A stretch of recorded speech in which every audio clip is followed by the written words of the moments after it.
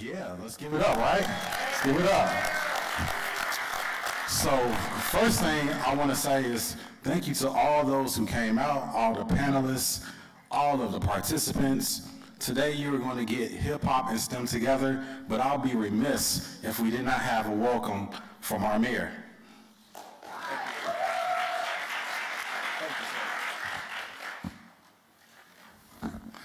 Welcome everybody tonight. How's everybody doing? Excellent. That is right. My name is Blake Massengill, and I'm the mayor of Fuquay-Varina. I want to welcome you here tonight in our Fuquay-Varina Arts Center. We also, school board member Monica Johnson Hustler's here. I saw her right over there. Thank you so much for joining us tonight.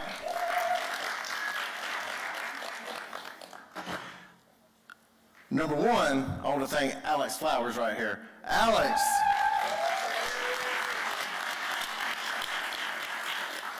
Alex is the man behind this show. He's the man that's bringing innovative hip-hop outreach here to our community. And Alex, this event would not have gone on without you for our middle school and high school students and supporting STEM, so thank you.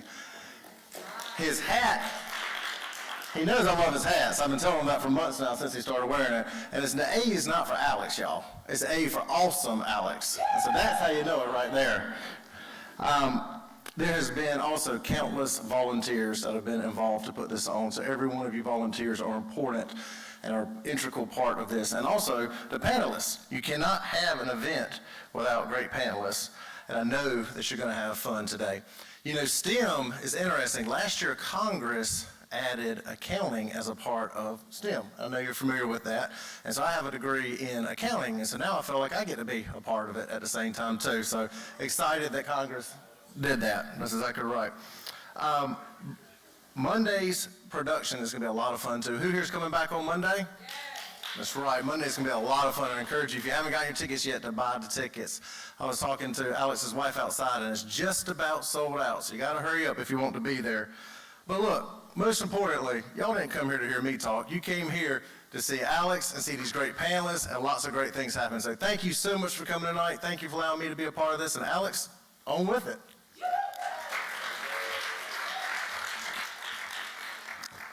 Get ready for the show. Hi, I'm Katina Bunn, and I lead the Legacy Partners Realty team of Keller Williams. I've helped people buy and sell real estate for over 21 years.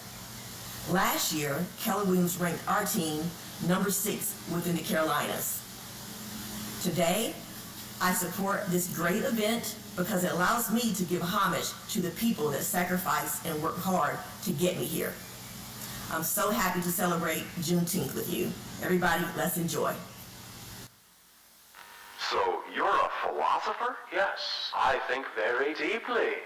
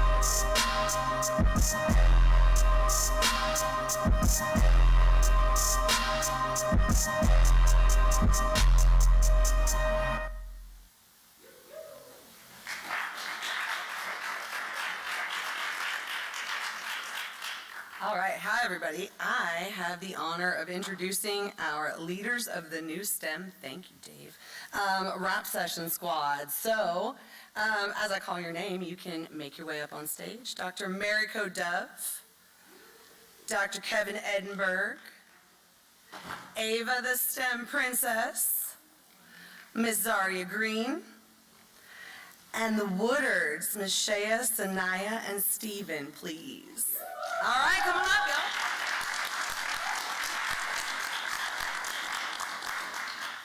We're going to give them just a minute to get over to their seats, and they're going to get some special questions. Each one of them has a tailored question, so it's a little bit different than what you'll see from our other panelists.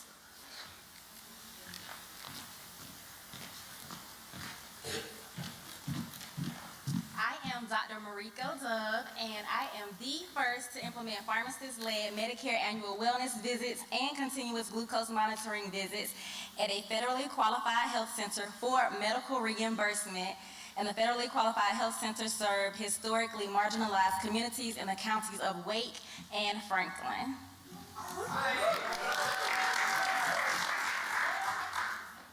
And my name is Ava Simmons, also known as Ava the STEM Princess. And I am 10 years old, entrepreneur, STEM ambassador, and author and the creator of Team Genius Squad.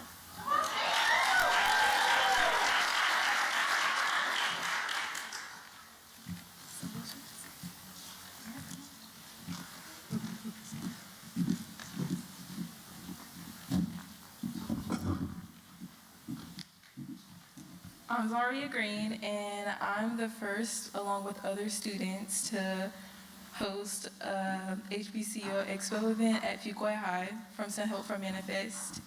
And my biggest inspiration would have to be one of my teachers, because he allowed me to go to Wake Forest University, and it introduced me to a lot of STEM opportunities.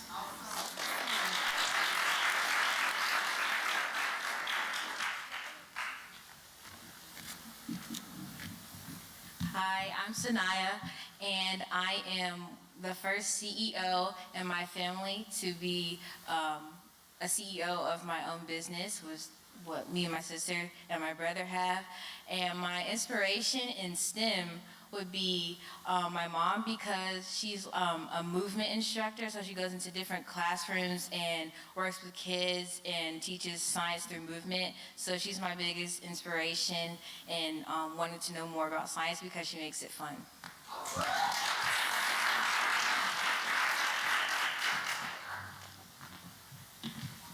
Hello, my name is Steven. I am the first youth entrepreneur of my business. My mom, she makes movement out of what I'm learning, and it's really fun.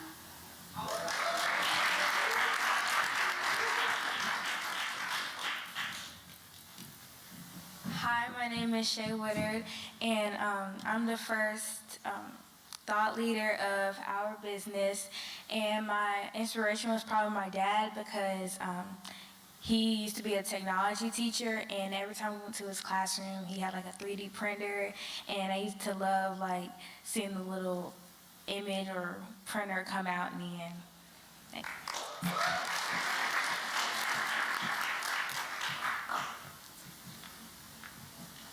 Good afternoon, everyone. My name is Dr. Kevin Edinburgh. I'm a special education teacher with more than 25 years experience, primarily working in the urban area of Chicago, Illinois.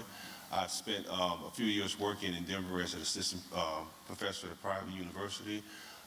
My STEM experience training came through working with students with special needs in the Chicago public school system.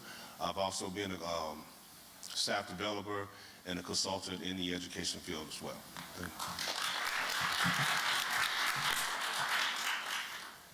All right, y'all. Thank you guys so much for being here. We'll get started with some of the questions for these panelists. Ms. Zaria, we're going to start with you. What challenge did you have to overcome during the time of COVID and remote learning, especially considering what you just shared? Okay, so one of my biggest challenges I faced was like socializing, because like we were stuck in the house for like a year and a half. So going back out and actually being in a new environment, because I was like from middle school, and then when I came back, I was in high school. So it was a lot more people and like more opportunities. So trying to put myself back out there, because I was in my shell for like a really long time.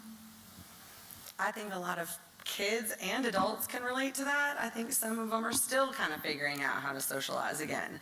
All right. Mr. Stephen Woodard, Jr., apologies. When your homework gets too hard for you, what do you do? I believe in myself. Oh. And I always have something to look forward to. All right. That's a great answer, sir. Thank you.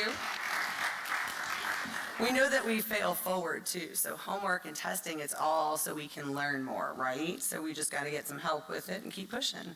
All right, Miss Ava, the STEM princess. Think about a teacher that you really like. What is one thing that they said or did that made a difference to you?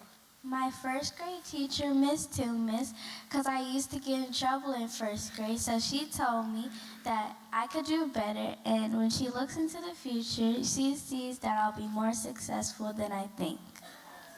I love that.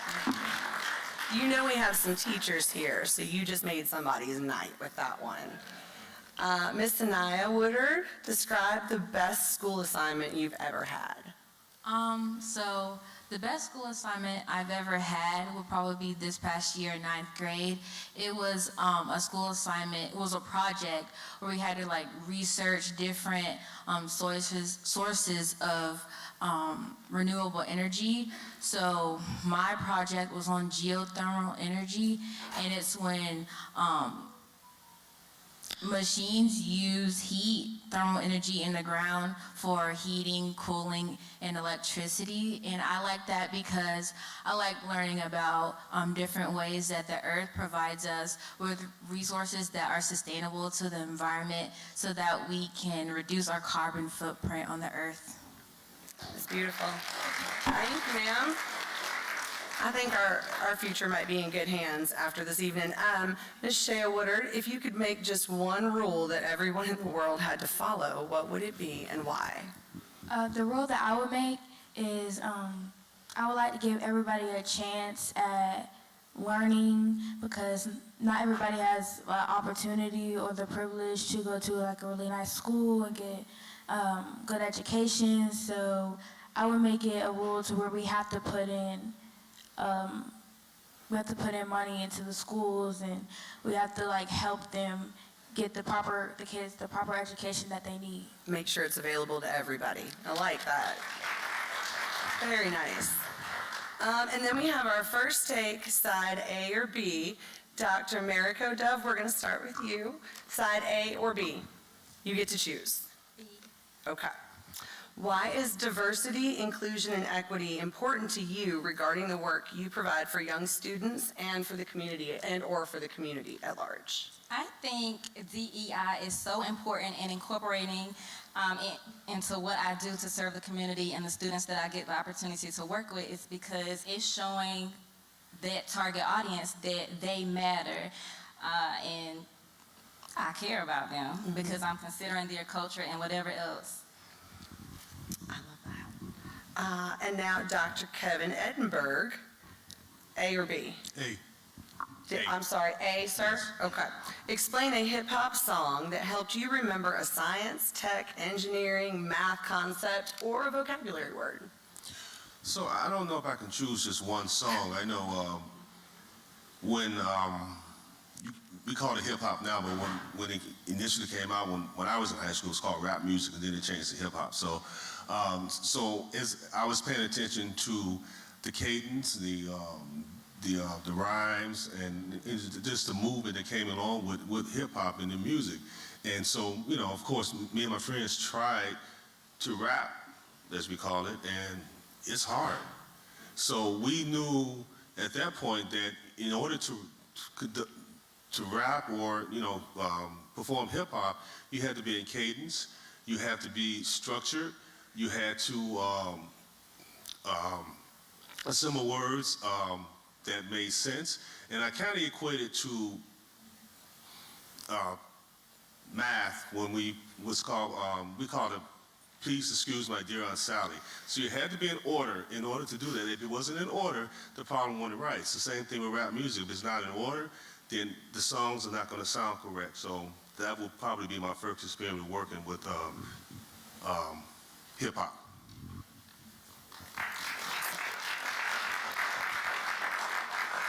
All right, and I think we have one question for the students to answer just while they're up there. What is the secret to getting ready for a quiz or a test? Who wants to answer?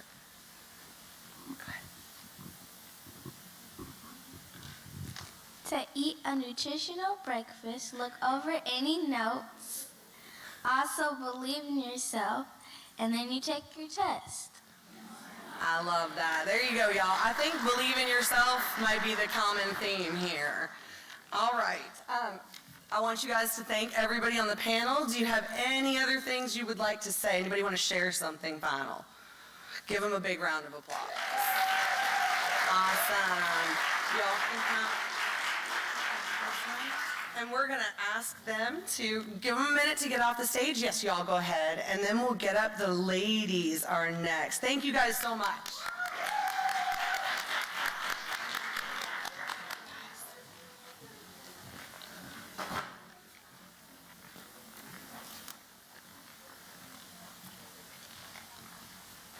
So you're a philosopher? Yes, I think very deeply. Hello, everybody. My name is Douglas Coleman. I'm the program director for the BOOST program at the Duke School of Medicine. We're a STEM mentoring program for middle school kids in Durham Public Schools.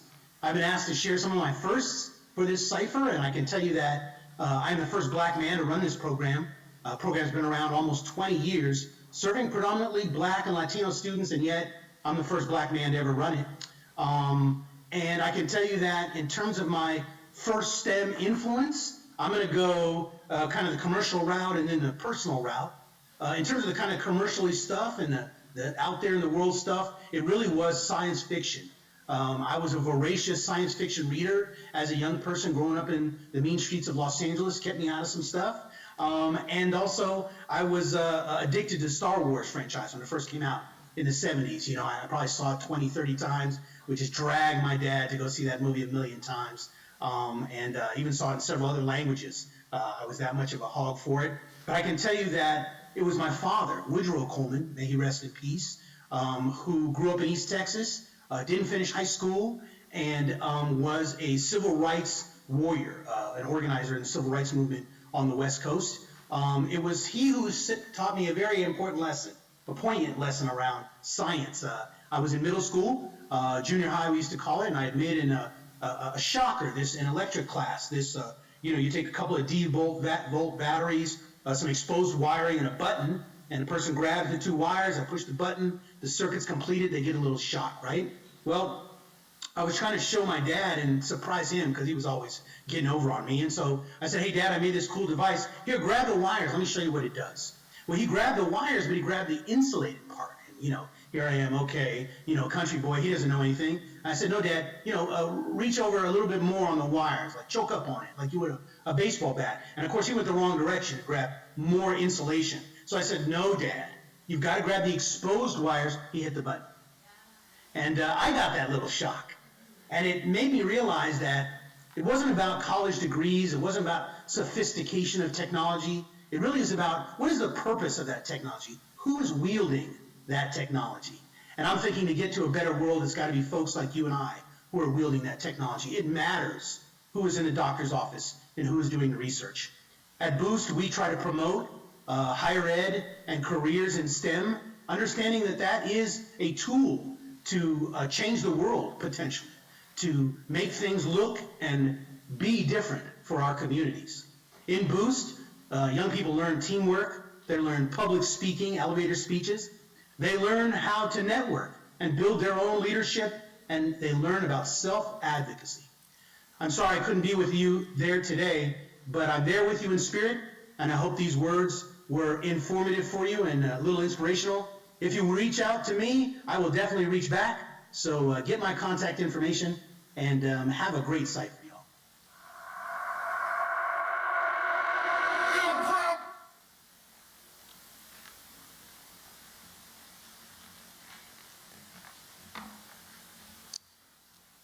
right, y'all ready for the ladies' cipher to come on out? Woo! All right, we're going to start with Miss Ajaya Miller.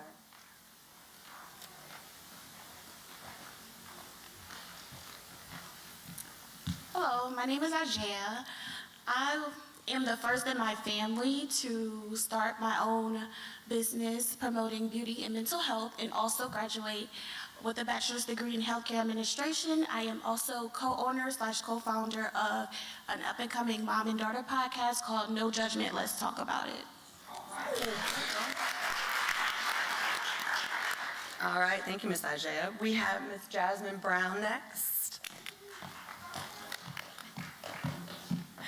Good evening, everyone. My name is Jasmine Brown. I am the first in my family to start a nonprofit as well as become an author. My nonprofit is Facts for Youth. I teach financial literacy to high school students and wrote a couple of books about it too. The person that inspired me is my dad. He was a financial advisor growing up, and so I didn't realize then, but I really liked math because of that, and ended up taking like 7 or 8 maths in high school as electives just because I liked it so much. So. Thank you, Ms. Jasmine. Next, we have Ms. Sarah Madras.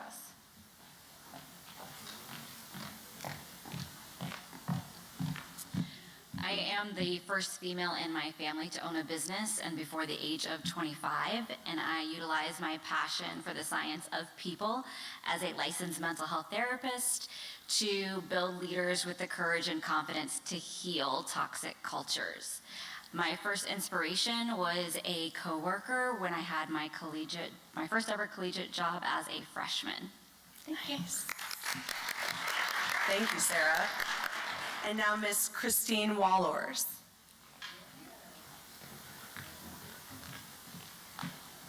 Good evening. My name is Christine Wallors. I'm the owner of Wallors Insurance. I am the first entrepreneur in my family ever.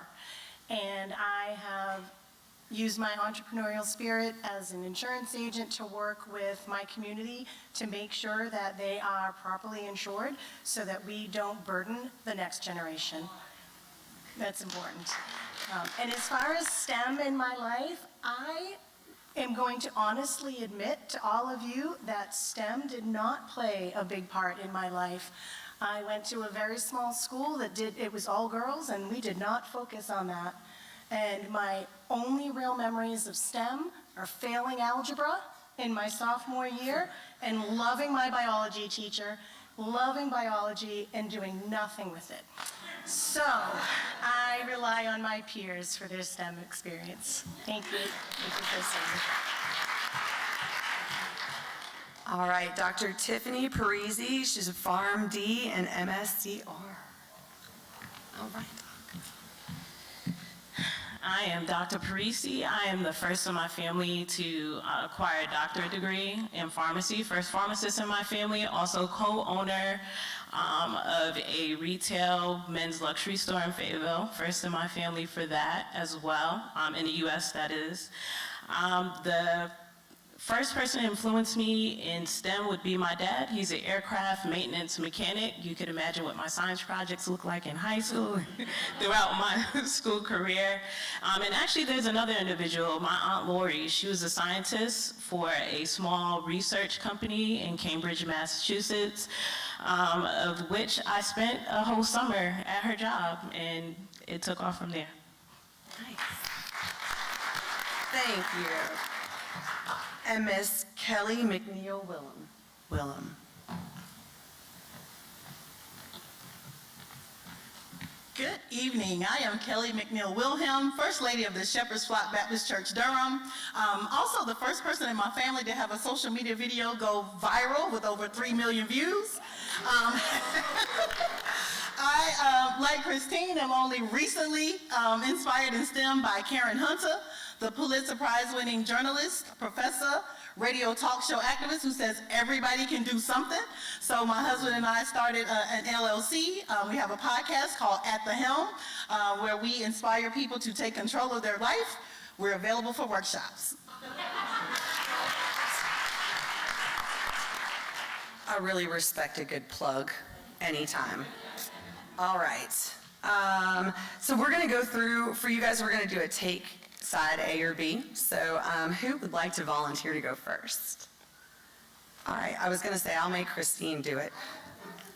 All right, Miss Jasmine. Yes. A or B? B. Okay.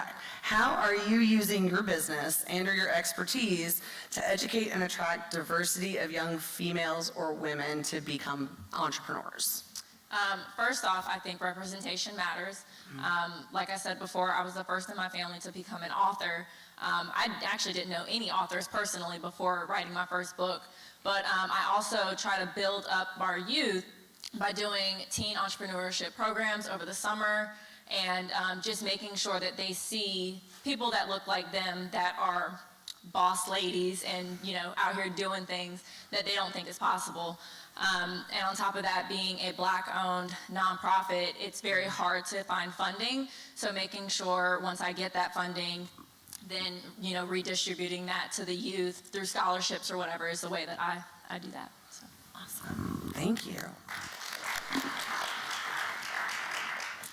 All right, Miss Christine, would you like to go next?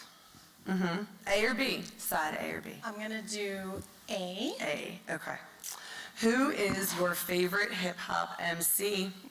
And explain in 3 reasons why you would consider them a great boss.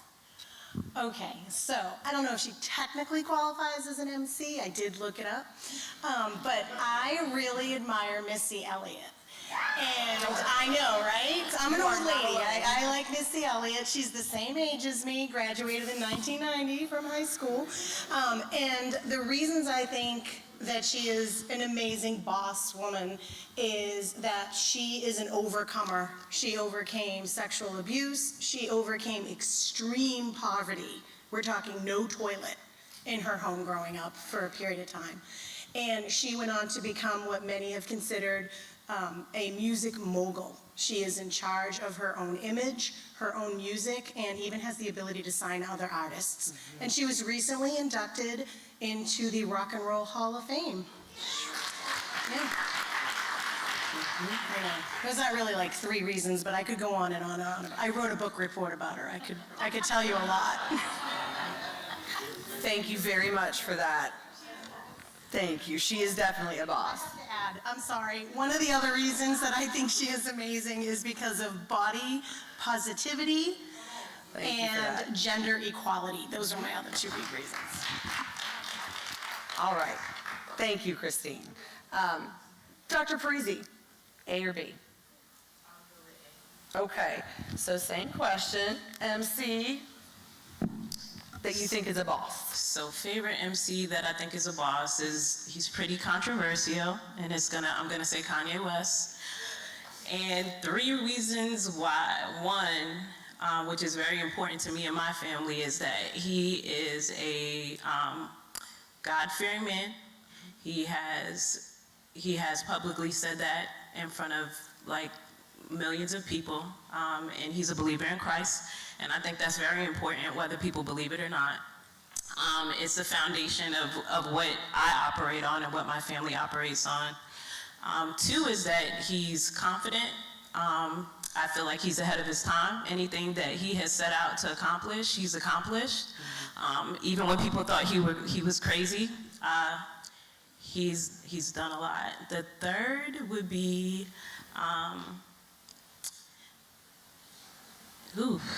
I can't remember my 3rd for him. Outside of being influential, he's a producer, he's an MC, he's a philanthropist, and overall, I think that he's got a great influence when it comes down to the African American.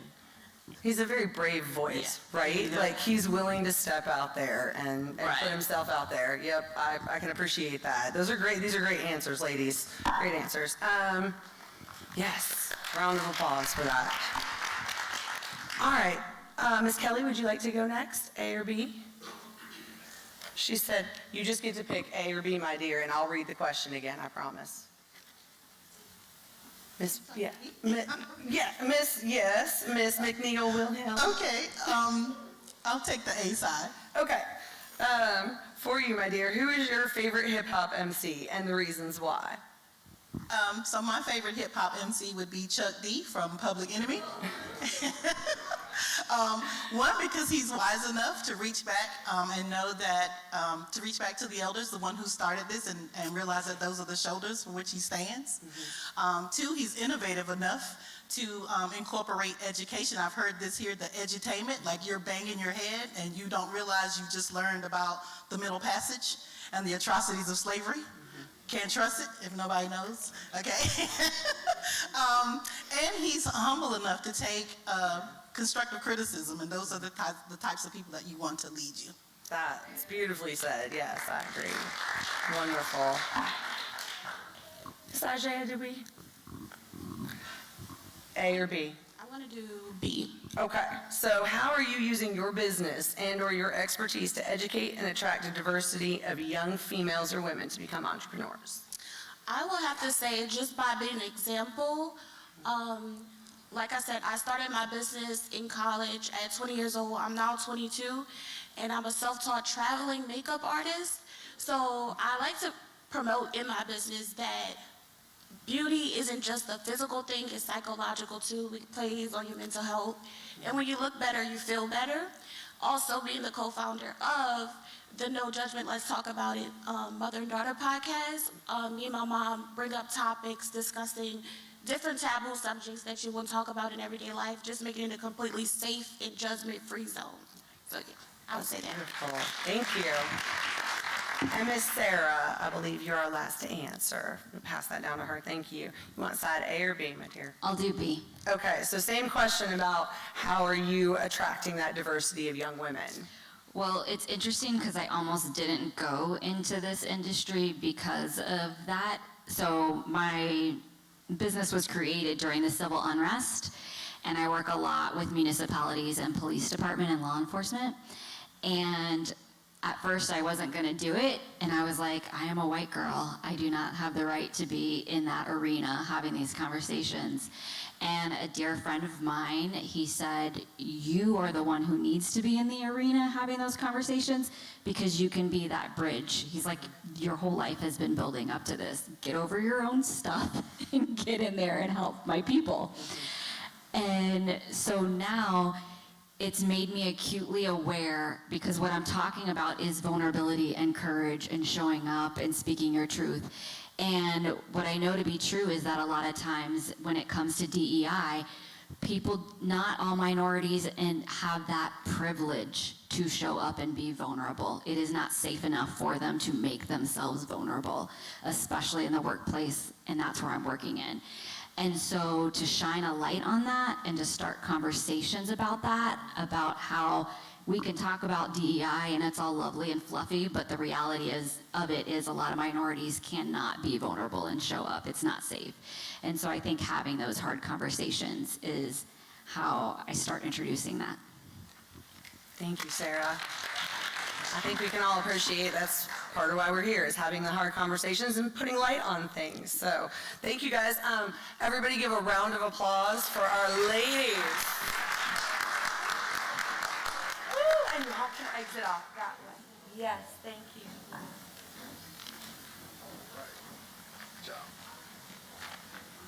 All right, let's give them another round of applause. If we could have the first responders come on up and to my right. We can see Chief, he's in full uniform. He's always ready.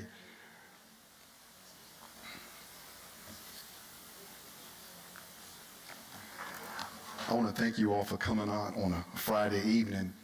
You could be anywhere, but you saw fit to be here to explain what it is that you do. Dr. Kim. Not Reverend, but Doctor. All right. Chief, if you could come on over and command the mic and give us your first statement and who inspired you or what inspired you in STEM. Good evening, everyone. Brandon Medina. I'm the first generation American from my family to actually join the military. Served almost 21 years before retiring. Also, first person in my family to join law enforcement while I was in the active duty. and close to my 25th year. Also the first person in my family to achieve 2 master's degrees, one in criminal justice and one in human resources management. First in my family to, I got a lot of firsts. First in my family to try to tackle a doctorate degree in organizational leadership, 2 classes in. Okay. The money tree's a little light, so we're taking a hiatus right now. And I'm also the first Latino police chief in Wake County. And all right. Want to make sure that if I can make it, I can probably inspire some other people down the road to take that. My uncle was a big influence on me with engineering. As a kid growing up and visiting him in Central America, I would see how he would plan things out methodically and do building designs and all that, and that's kind of how I followed my life path, by planning everything out and hopefully hoping for the best. All right, well, thank you, Chief. Next, if we could have Reverend Dr. Kim Reeds. Good evening. I'll start with what he says. I am the first to pursue a doctoral degree in my family at the North Carolina Agriculture and Technical State University.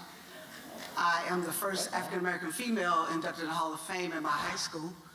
I am a first global pastor, international pastor in my family who has taken on the task of understanding other religions with an emphasis on Islam right now. And I am the first to travel to Africa in my immediate family, as my great-great-grandmother lived to be 116, and it's only a thought that her parents had to come from Africa and probably prayed that her descendants or their descendants would one day go back. And I am the prayers of that going back. All right. I am the first,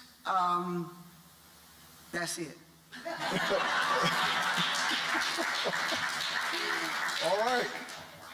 Very distinguished there. Reverend Carol Diane Sampson, good friend of all of ours. You're up next.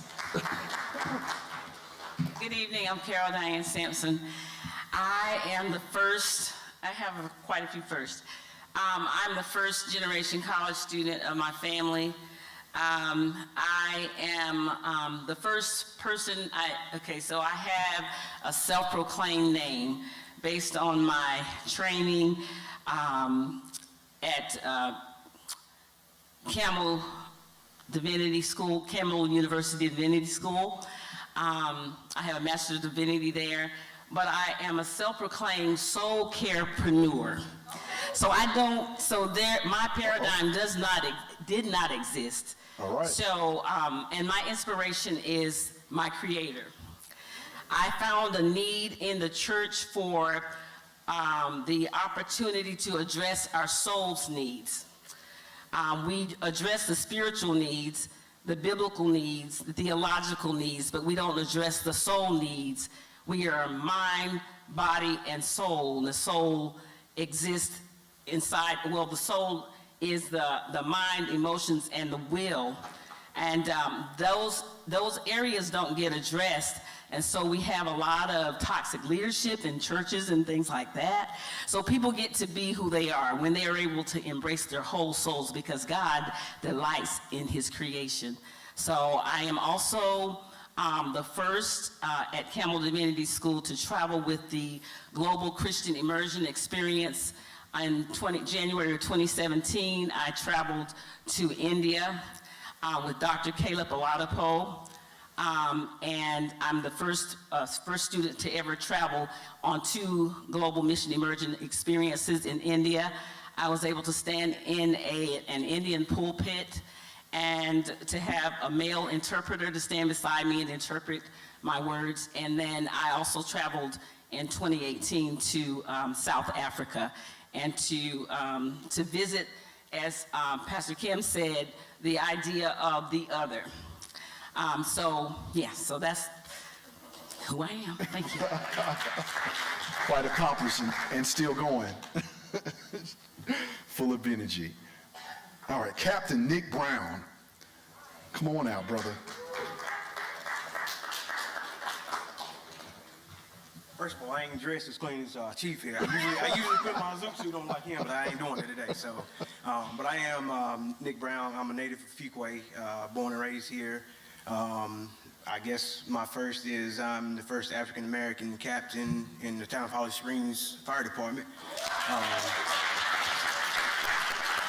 My grandfather, who I never got to meet, he was one of the first African Americans to patrol law enforcement in the town of Fuquay and surrounding areas, from what I was told. So that's kind of one of my inspirations as to, pursue what I'm doing now. Okay. 24 years into the fire department and 7 more to go. I'm out. Thank you, Chief. Thank you, Chief. All right, Dr. April Gessner. Okay. Blythe Harris. Close, right? You get me right. Okay. What's going on, everybody? My name is Blaze Harris, also known as the Dope Black Therapist. I am a former firefighter, now turned licensed clinical mental health counselor. I am the first in my family to become an author. Becoming the Dope Black Therapist, you can get your copy in the library. My kids, Gabe and Grace, they'll sell them $12 a piece.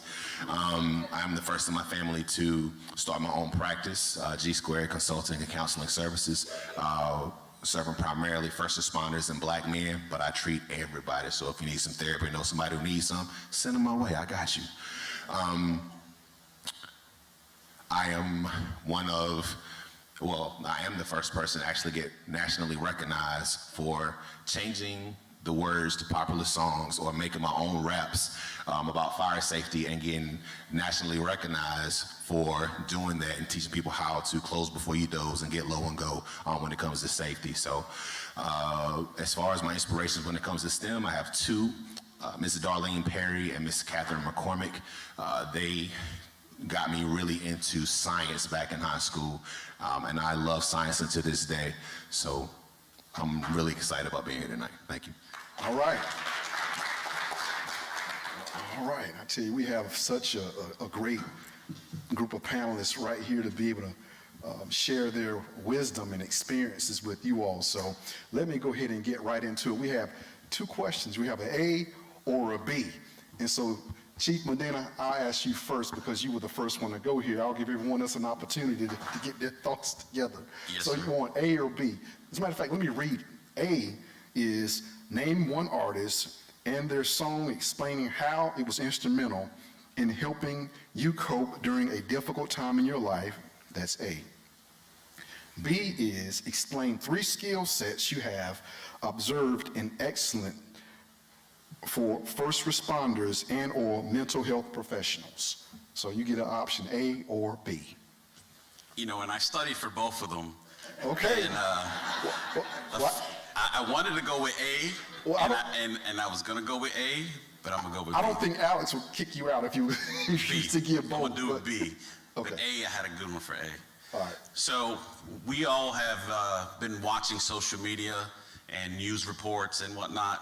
And one of the things, actually 3 things that I think and feel strongly about first responders when they respond to certain situations is having them be able to de-escalate situations. One of the things that we have done at Fuquay, and the word spreading across, that we got to have our officers be able to have crisis intervention abilities to arrive on scene, be able to determine what direction or how they need to handle the situation, and then use their resources to get that individual the proper assistance. We have seen many years ago where people would respond and not have the ability to recognize somebody in crisis. So the first one is de-escalation. Second one is compassion.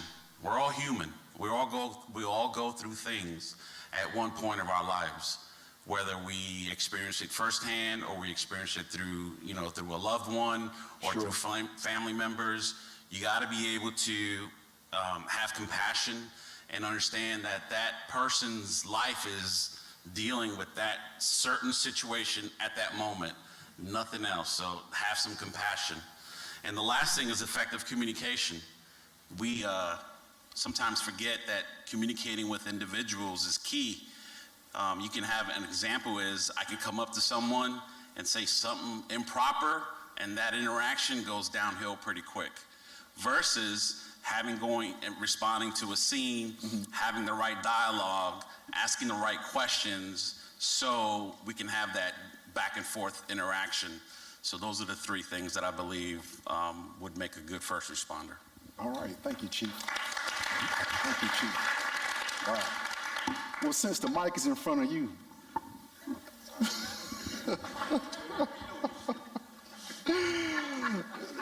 Reverend Dr. Kim, A or B? I'm going to go with A. Okay. Because I did my homework. All right. I was late, but I did my homework. And I was only late because it does connect. The song or the group would be Arrested Development. The song would be Tennessee. Okay. I would love for Dr. Alex would just cue that up real quick, but I'm just joking. That's just my nature, right? Lord, I've really been distressed, down and out, losing ground. You know what I'm saying? Problems got me pessimistic. Brothers and sisters keep messing up. Why does it have to be so darn tough? I don't know where I can go to get these ghosts out of my soul. My grandma's passed, my brother's gone. I never at once felt so alone. That was a time during my educational career where I was an educator in a school system that marginalized and oppressed black children. And I was an educator, and it got on my nerves. And I would listen to that song almost every Friday when I got off work. Because as a first responder, I had to understand what are the systems that keep these children oppressed. All right now. Which has then, just now connecting the dots has really become my divine call, right? How spirituality drives intellect. I'm a pastor, but I'm also an educator. I love education. Why were the lies told about a certain group? Why were we kept from certain people and told not to talk to everybody? Why is it that religion is the weapon of destruction, but all of them have the same premise called love? That's right. That's the connector. Then you go to mental illness. Yep. Because everybody needs a therapist in America. Ask me how I know. I can compare. I've had the privilege of going to South Africa and working with the Dr. Judy Rashid, who's in the audience. We will travel back next week as we do the grand opening for the Judy Rashid Education Leadership Center. It's a big deal. And I'm gonna wrap it up, because I'm a preacher. So to connect the dots and understand that Islam tells us to pray and trade. Could it be capitalism was the God all the time? All right. Snaps and hand claps, y'all. All right, so since the mic is in your hand, Reverend Carol, go ahead and answer A or B, or did you want me to read it again? You know, I tend to mix things up. The way my brain works, but a lot of what Pastor Reeves has said resonates with me in having the opportunity to travel to the Global South and to Africa. I had an opportunity to appreciate that here in the West, we have a very narrow view of who God is and who his creation, God's creation is. And having been over in those areas, I came back here with a different perception of who God is. We have to approach one another with compassion as first responders. We have to come with the idea that what we've been used to, or our theological paradigm, is not the standard. The standard that we embrace is a standard that is not ours. We're very spiritual as melanated people, and having spent 3 years in divinity school, I realized that there's a lot of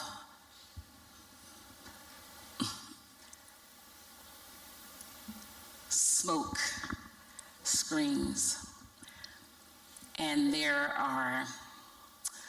a lot of hypocrisy based on constructs that were used, that the book that we have embraced, social constructs have been used to diminish my personhood. So as first responders, we have to come to people with grace and understand that everybody's story is not my story. That's right. Everybody's story is not the standard Christian American story. And so we haven't embraced who we are. And so part of what I believe a first responder needs is to have, as Chief Medina said, is compassion. Just recently, I was involved in an accident, and a young man ran into my car. He didn't stop. And the officer, and I'm going to name his name, Officer Diggs, did not think it robbery to give this guy compassion. He was railing on me and using names that he shouldn't have named. He called me out of my name.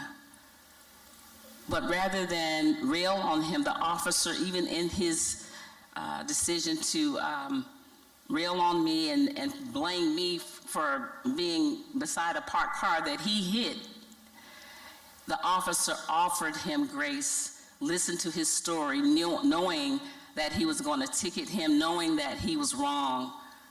But he asked me to wait over here, and he heard his story out. And then the cameras played out, but I was so impressed with his patience and not railing on him because he was from, an alternate lifestyle community, whatever. He still showed compassion, and he was a young black man. But Officer Diggs did not let that daunt or affect his ability to show him compassion and grace. And so that's what a first responder needs, to understand that someone may not come with, anyway, I'll go on and on, okay. What's my song? Oh. Well, actually, okay. Somebody pull my coattail. This one right here, y'all. Somebody pull my y'all coattail. work with and pray for it. Move on. But anyway, if we could go. I'm supposed to do a song? Actually, if you could go ahead and pass the mic to Captain Brown, would be great. Thank you so much.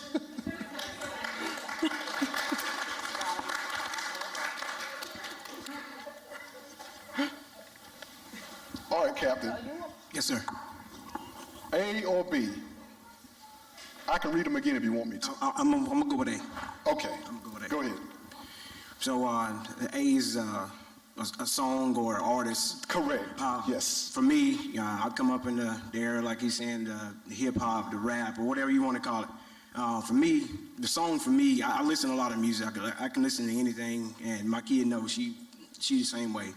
For me, the one song for where I am in my life and, you know, my career path, I think the one song that resonates with me is Biggie Smalls. When he made it, it was all a dream. Okay.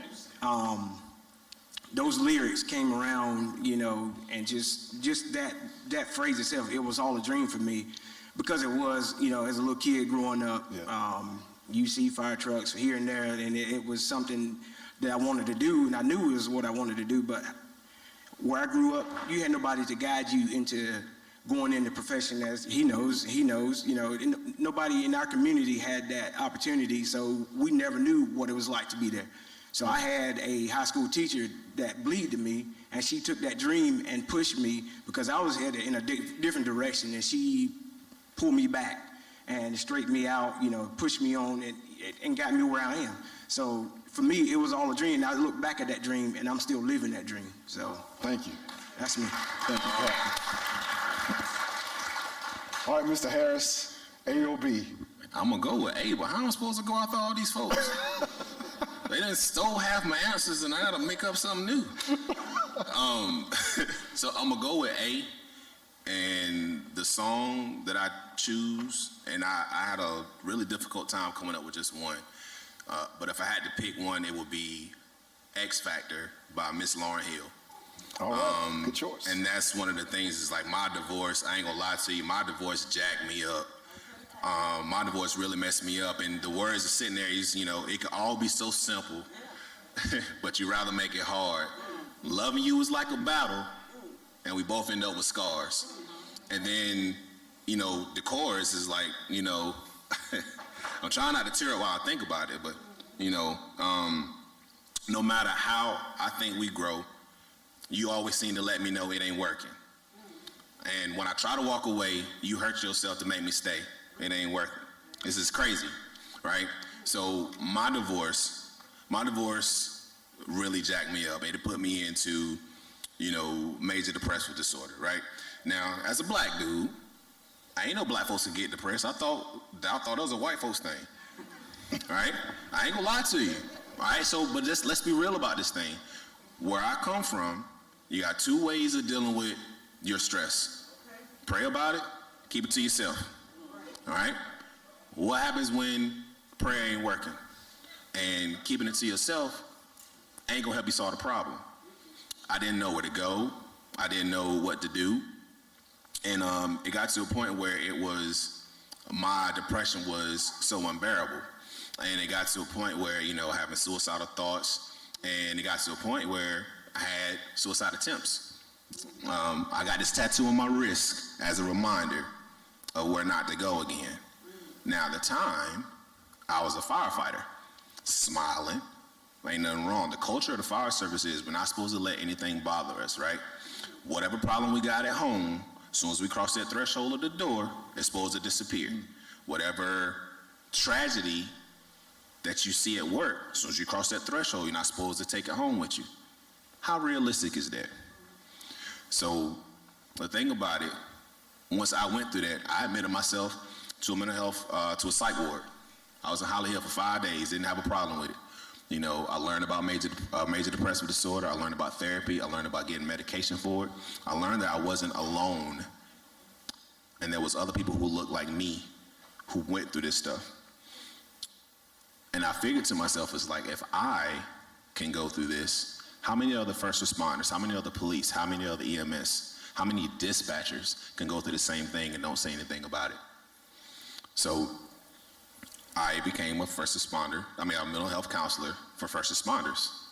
Go to school, realize black folks ain't getting therapy either. So I was like, let me go on, cater to them as well. And so that's what I do, and it's like those lyrics from X Factor, you know, in the beginning, I was looking at her as, you know, she's the one, she's the problem, she's all this kind of stuff. Going through and doing my work with my own therapy, I had a big part to play in this stuff too. I didn't think about the scars that I was causing her. I wasn't thinking about the things that I was doing for her. It took me going through my own stuff and actually addressing my trauma, addressing the things that I needed to work through to make me a better place. So, X Factor. Oh, thank you. Thank you. That was my song. Thank you. That was my song. Okay. Okay. I'm adjusting. Okay. All right. If we could give our first responders a round of applause for the work that they do. It was certainly amazing. If you could please exit stage left. And the teachers, if you could please come on up.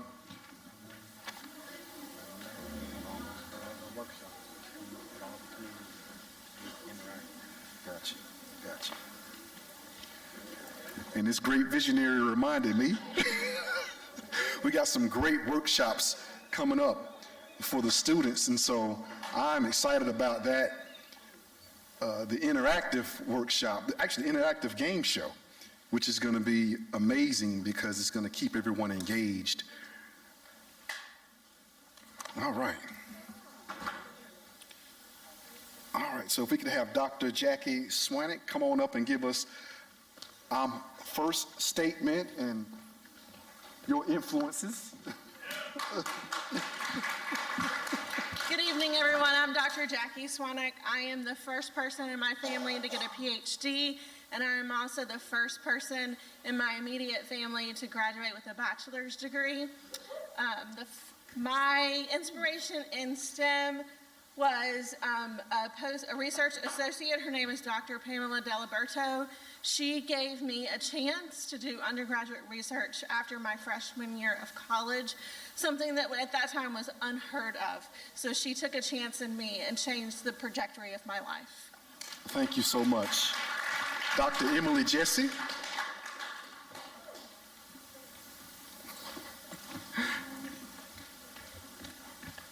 Hey, I'm excited and honored to be here tonight. I'm the first in my family to receive a doctorate degree and to have my degree in technology education and just a strong passion for learning.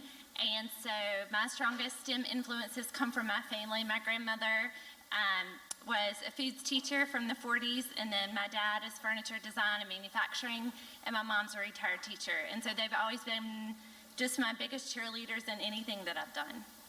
All right. Ariel Williams.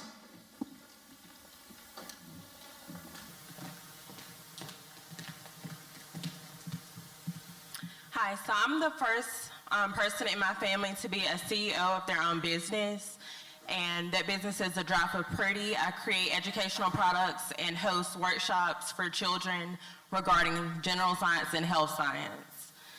And the first person who sparked my interest in science was my teacher, Ms. Hutcherson, in middle school. She looked like me, and she created engaging labs for us to do. And also my mother, she's a nurse, so that pushed me to work towards a health science career. All right. Dasan Ahanu. Spoken word.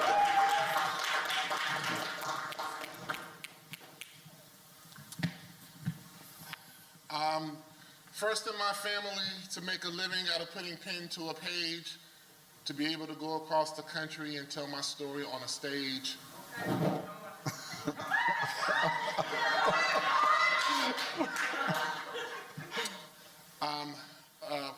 An artist, an educator, a scholar, a cultural organizer, named Piedmont Laureate for the way that I write these poems.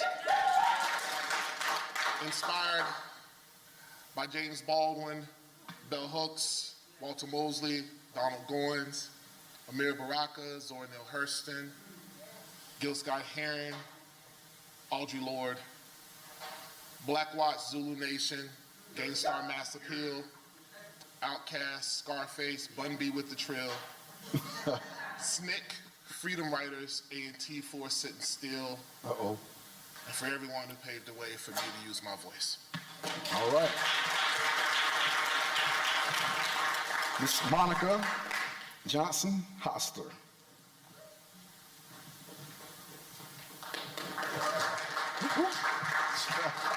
I mean, behind a sign. Good evening. My name is Monica Johnson Hostler, and there are a lot of firsts, but I think the first that I will share that that have become such a part of who I am and how I've shaped myself publicly. I'm the first to go to college. I have a bachelor's and a master's. The first to lead a statewide and national nonprofit. The first to be appointed by our former President Barack Obama to a White House task force. And the first to be elected, and I currently serve on the Wake County School Board. And I remain inspired by those who ensured I could stand here today. Those are my grandparents who did not have a high school degree and who understood, as my husband, who's a math teacher, says, mathematics and arithmetic in its purest form, and that's the ability to count in your head, because what they understood by picking cotton is what money meant. And so while I do not like STEM subjects, I can do arithmetic like the back of my hand, and I certainly still agree with my dear Aunt Sally. But they helped me understand the importance of school, but more importantly, the ability to count in your head when it comes to your coins in your pocket. And lastly, I'm currently inspired by my husband, who teaches high school mathematics to students like me who excelled in mathematics but didn't like it, and so finding ways to engage them, to teach them how to love and enjoy something that they're actually good at, even when people say you're not. So he continues to inspire me. Thank you. All right. Paige McGovern. Okay, so I feel right at home on stage. I'm a theater arts teacher at Fuquay-Varina High School. And I am the first in my family to be a theater artist. My family was like, what are you doing? So this is my 18th year of teaching, and I would say the person that inspired me in STEM, probably my dad. He was a mechanical engineer, so fixed everything. We never had to call a handyman, so like, I am his child. I'm on YouTube before I call anyone to try and figure out, like, troubleshoot. So that's my experience. All right. Let's give it up for our teachers, educators. They teach our children, and so I'm thankful and grateful for that. Well, I have an A or B, so I'll read both questions. One, or A, is explain what role you think hip-hop could play to increase students' critical thinking, engagement, and cognitive development. And then B is what would your students be surprised to find out about you regarding one of your favorite hip-hop songs, and explain why. And so I think I'm gonna start with you, Monica. So I would start as a product of, as you've, for the last panel said this, as a product of the 90s and late 80s, I would certainly say I believe hip hop has a strong presence and ability to help our young people. For so many of our kids, we introduce music early, and hip hop has both rhymes, cadence, all the things that you teach children from the womb to their earlier years, so it helps with their child development because we teach them songs. And most people don't think about hip hop, and those who don't love hip hop don't think about the mechanics of the music and what it could do for our children. The other thing I think for me, when I look at current artists who are considered progressive in the hip hop movement, like J. Cole, it engages our students and young people, especially from somebody from a small town. He reps Fayetteville like no other, so I rep Thomasville like no other. So I think it teaches children the importance of reaching back and understanding the community of which they came so that they can then give back and be engaged in their communities. So the early learning is critical. I believe hip hop has always played a part, and I certainly let my daughter listen to hip hop from the womb to now. All right. There's just something about that late 80s and 90s music. I can't let it go. I have it queued up. Brother Desan, A or B? I'm gonna go with A. All right. Because B is too easy.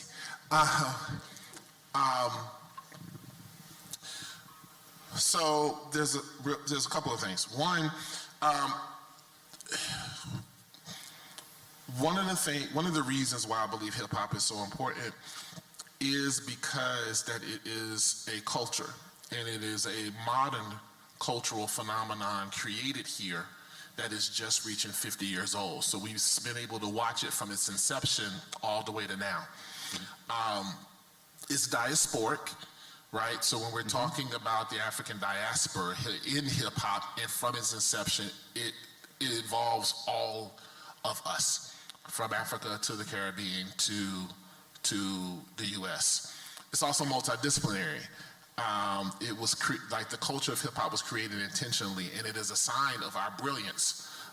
And it was created by young folks. We're talking folks 16 to 25 to make something that's lasted 50 years, regardless of the attempts at commodification, shows how bright our young folks are. And we're talking about young folks coming out on the back end of gang violence, extreme poverty, joblessness. They told them to let slumlords burning down buildings, and public officials said let them burn. And also the other thing that often gets overlooked is that hip hop itself is also another one of our Black Wall Streets. At its inception, it was a grassroots thing. And the economy of it came from the folks who created it. The rest of, like, the music industry didn't come along till later. And much like many of our thriving cities were torn apart because there was something valuable there, the same thing happened to the culture. The beautiful thing about it, which I think there is a resiliency, because while that happened, the culture itself hasn't changed. It just decided that it was going to exist in two places, both at the forefront in Main Street and continue to exist underground. That adjust is something that many, that adjustment is something many of our young folks have to do day in and day out, right?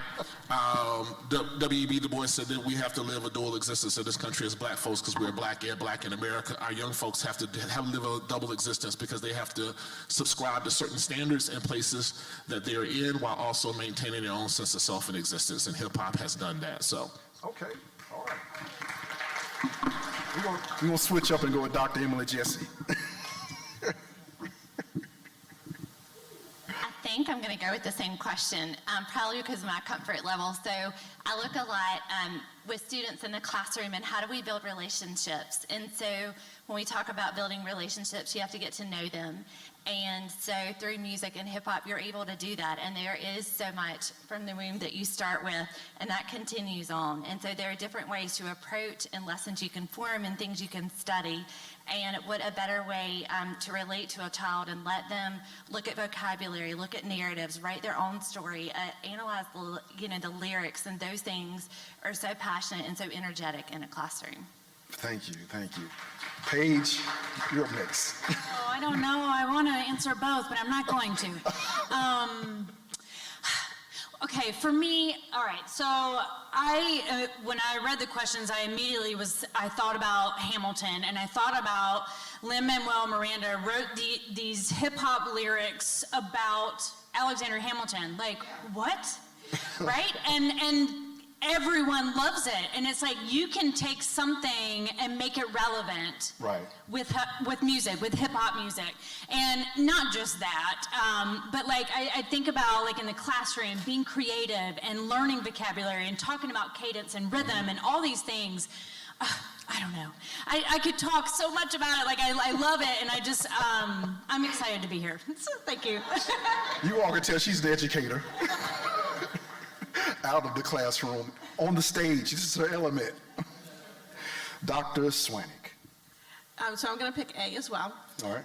And so as I look at hop, it's really basically poetry, right? And so as you are doing those rhymes and putting stuff together, you have to make analogies, and that's critical thinking. And to do all of that, you have to really understand the concepts and break them down and put them back up together. And that's not critical thinking. I'm not really sure what is, right? And if we talk about engagement, how else to engage, as we've all talked about, with each other through the use of hip hop. And so that's what I'd say. All right, thank you so much. Ariel Williams. Can you repeat the questions, please? First question is, explain what role you think hip-hop could play to increase students' critical thinking, engagement, and cognitive development. B is, what would your students be surprised to find out about you regarding one of your favorite hip-hop songs, and explain why? I'll do A, yeah. Okay. Okay, so I have, I guess, a more practical approach. So as far as how hip hop can relate to engagement, I think simply by visibility. So for instance, teachers could do a poll of their favorite artists, and during slides, you can present a picture of the artist or memes. Children really love that, of the artist, as well as you can incorporate those artists into assignments. For example, if they have two of their favorite artists, I'm a science person, so maybe you want to do a genetics assignment and you can see what traits will be passed down to the offsprings based on whatever artist you choose.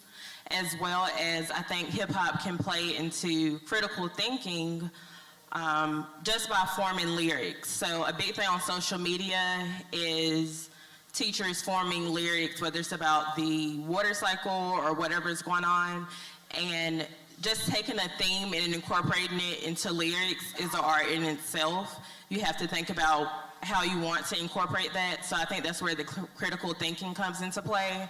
And lastly, for cognitive development, I think is partly the same.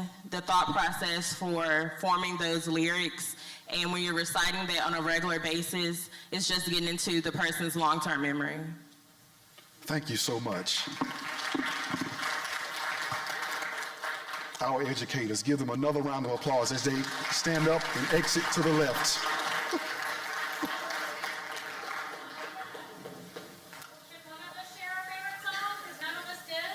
Well, go right ahead. Nobody's going to stop you.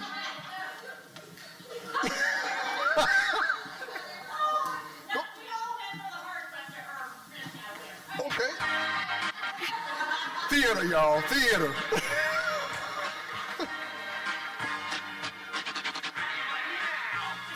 Everyone. Good evening, everyone.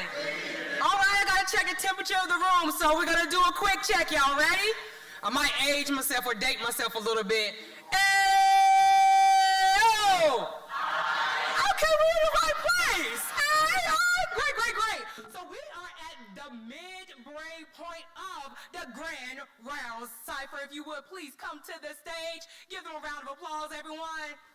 Yeah, we give them a round of applause so they get up here. Awesome. And while they are traveling, people, please remember that we do have vendors out front. Go by, check out our vendors. We have some amazing people that we definitely want to support. And can we give a round of applause to Alex Flowers for this great event? Excellent. We appreciate everyone who has stayed thus far, and all of our panelists. At this time, coming to the stage is going to be Iconic Bond. Round of applause, please.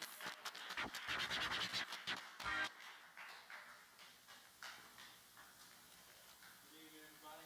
My name is Ahmed Radwan. This is Check. Yeah. All right, it's on now. I'm a hip-hop artist by the name of Iconic Bond. I am the first in my family to get a chemistry degree and pursue a career in pharmaceutical manufacturing, I guess. First hip-hop artist, and first something else that I can't remember, but I'm not going to go to my notes. Let's see, I am a youth mentor. I'm a certified mental health first aid coach. Executive director and co-founder of the House of Creatives, which is a nonprofit we started this year to give opportunities, guidance, and resources to underrepresented artists and creatives, and also to work with towns to diversify their entertainment. So Fuquay-Varina, if Blake is still here, hit me up so I can help you diversify your entertainment, sir.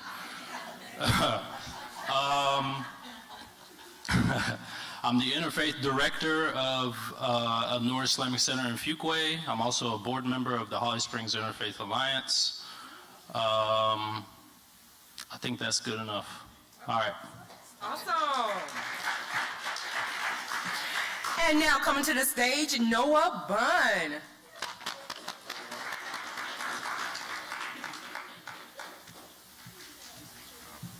Good evening. I am Noah Bunn. I am a computer science student and musician at North Carolina Agricultural and Technical State University, Aggie Pride. And I'm the first to I'm the first musician in my family to perform and get an award from a legendary jazz musician, Wynton Marsalis. I've also started my own piano tuning business over here in the Wake County area and in Greensboro. So my first, inspirations were both my parents and my middle school band director, who made coming to school fun for me because I got to go to school, see all my friends play music, which I really enjoyed. And my parents who instilled the methods of practice and a mindset that I needed to transfer into my computer science studies. So yeah, thank you.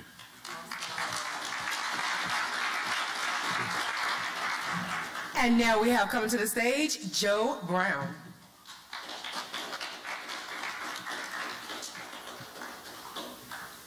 Good evening, everyone. I'm Joe Brown. I'm the owner of Great Expectations Lawn and Landscape. I'm the first in my family to take a group of youth from the inner city of Chicago and create a six-figure business. I started it twice. We're starting again in Fuquay-Varina. We're the first ones to work with the youth and go all the way to the President Barack Obama's house to mow their lawns and take care of their communities. I'm the first in the family also with those same youth to make the newspaper for doing what we've done in the inner city of Chicago. I first got introduced to STEM for working with United Cerebral Palsy.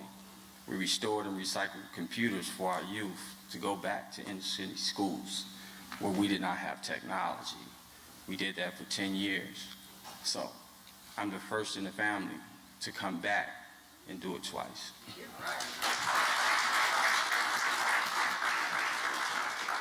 And now coming to the stage, Sir the Scholar, John.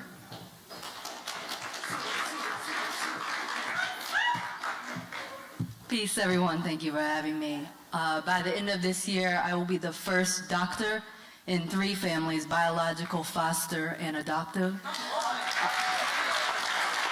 The first in those 3 families to be a martial artist with a black belt in 2 different disciplines. The first published poet. The first hip-hop MC very inspired by the likes of KRS-One, lyricists such as Lupe Fiasco, Papoose, and I'm really honored to be here. Thank you so much for having me. Okay, sir. And now coming to the stage, Michael Eure.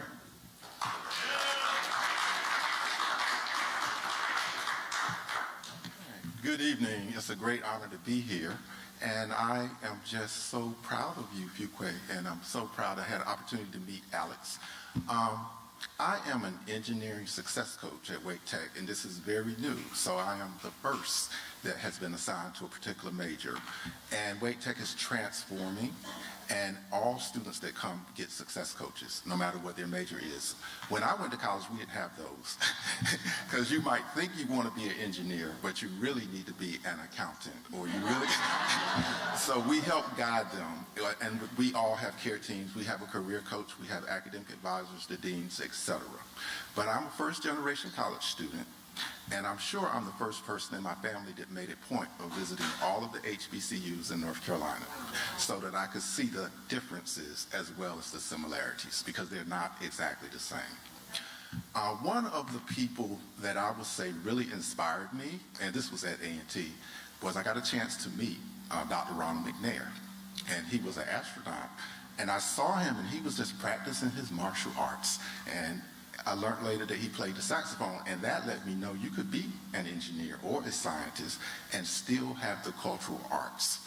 And I think that we need to integrate, and I'm going to just go one thing off into the ancient days. With the Dogon people in Africa used to do a dance to the star Sirius II, which could not be seen by the naked eye. And they did that thousands of years before we could see it. So the music and the art are teaching tools. You don't just have to memorize formulas. You can memorize through the movement of the dance. And I just appreciate it, and thank you.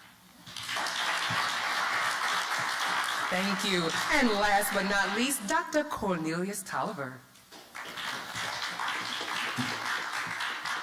Good evening, everyone. I am Cornelius Tolliver, originally from Fayetteville, North Carolina. I am the first doctor in my family, doctor of pharmacy. I'm also the first licensed diabetes educator in my family. That's where my passion is, teaching diabetes, especially to African Americans and Hispanic communities, because we don't get enough of that. So much of it is usually detailed about the medications, but it's a lot more to that with the physical activity, the nutrition part. I'm also the first, well, actually, take that back, the second. My dad would be so mad at me right now. I'm the second to have my own business. I actually have my own business, To Live Right Medication Therapy Management. I make my own elderberry formulation as well. I'm also a shoe designer. I have my own shoe coming out here in the fall, so get ready for that as well. It's for healthcare professionals only, so you can be a healthcare professional and still rock some nice kicks. Inspiration for me, I would say definitely is my family. I mean, they pretty much instilled everything into me as far as values and putting God first.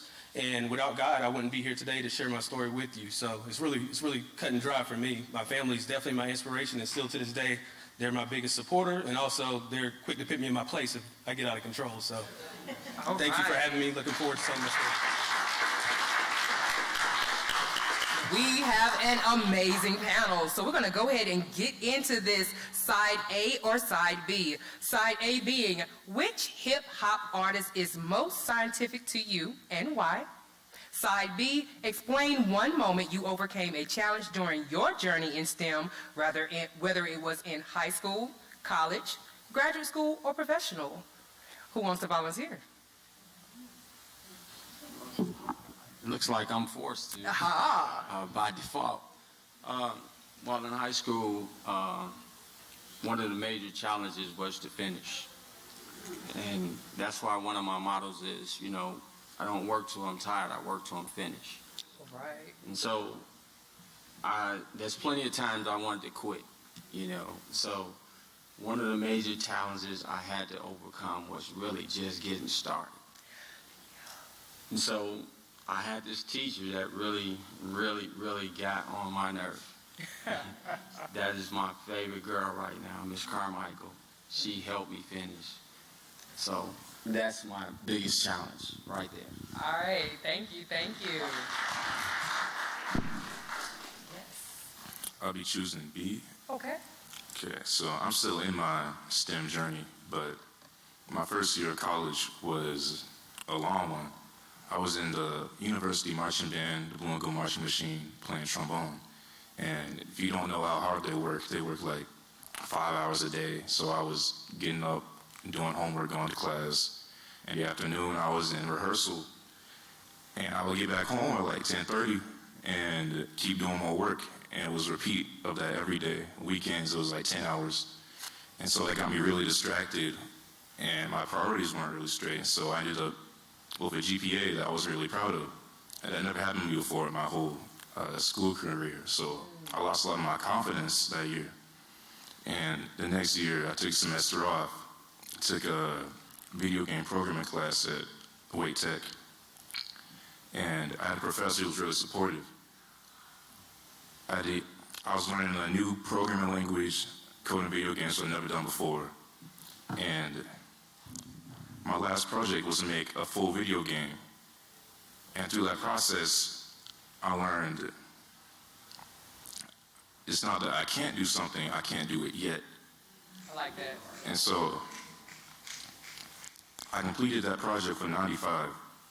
Woo. And after that semester, I was kind of roasting myself because I was like, what were you tripping for? I was like, I never had a time in my life where I was like, oh, I can't do this, so why was I doing it now? So I adopted that mindset, and even in things like music, last semester my band director asked me to, so for context, we had a performance in Tennessee that we were getting ready for, and our bass player couldn't be there, and I had picked up the string bass like a week before that, and he was like, can you play bass for the concert? And for whatever reason, the thought, I can't, never came to my head. It was, I can't do it yet. Impressive. So I started picking up the bass in March. Our concert was in May. I ended up playing that concert on both trombone and bass. So I learned to never doubt myself like that ever again. Thank you. I guess my turn. Forced as We're gonna well. go in order. I didn't study at all. Can you tell me what the question is? Absolutely. Side A is which hip-hop artist is most scientific to you and why? Side B, explain one moment you overcame a challenge during your journey in STEM, whether it was in high school, college, graduate school, or professional. Okay, I'll just go with B because there's no way I'm gonna think of a hip hop artist right now. Okay. I probably should have studied. So I did forget to say something when I was up there. Inspiration, because it kind of leads into the story. It was my father. My father is the youngest of 9 children. He's from Egypt originally. He's the only person to ever get a college degree or go to college in his family. And he would tell me his story growing up. He's the one that took care of the whole family. He's the youngest. And that stuck with me my whole life, even into my career. He's somebody that doesn't know how to stop. He's addicted to going. He's nonstop. So that's what I became. So when I started my career in STEM, so I work in pharmaceuticals, not as a PharmD like the doc, but in manufacturing. So being a diverse employee in an all-white company, that was probably the biggest challenge. I was new to this company. I busted my behind. I gave them everything I had to the point where, and I'll tell you this little story because this is also kind of part of my journey, a difficult thing that I had to overcome. We were developing, so I'm a chemist, so I was developing test methods for a product that had never been tested before. So even in doing research, there was nothing that could help. So I got stuck doing this one thing, and you know, my parents are, you know, from the ghetto in Egypt. So my mentality is kind of ghetto, I'm not gonna lie. So I had to find some pig skin, so we were developing a topical product, and the closest skin to human skin is pig skin. Mind you, I'm Muslim too, so I don't even like that stuff, right? Yeah.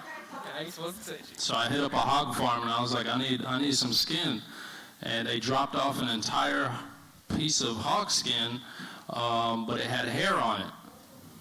So I can't get hair, you know, in an experiment. It contaminates the experiment. So me being ghetto, I drove to Sally Beauty Supply and got some clippers and sat it on the floor and shaved this pig skin so I could use it for my experiment. Anyway, so I'm just giving you that as an example of everything that I did for this company, but honestly, and this is in corporate America, is difficult sometimes for people who are diverse.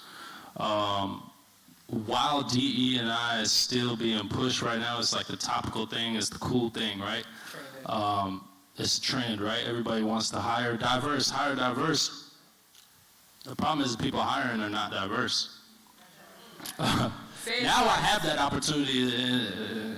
I only hire diverse.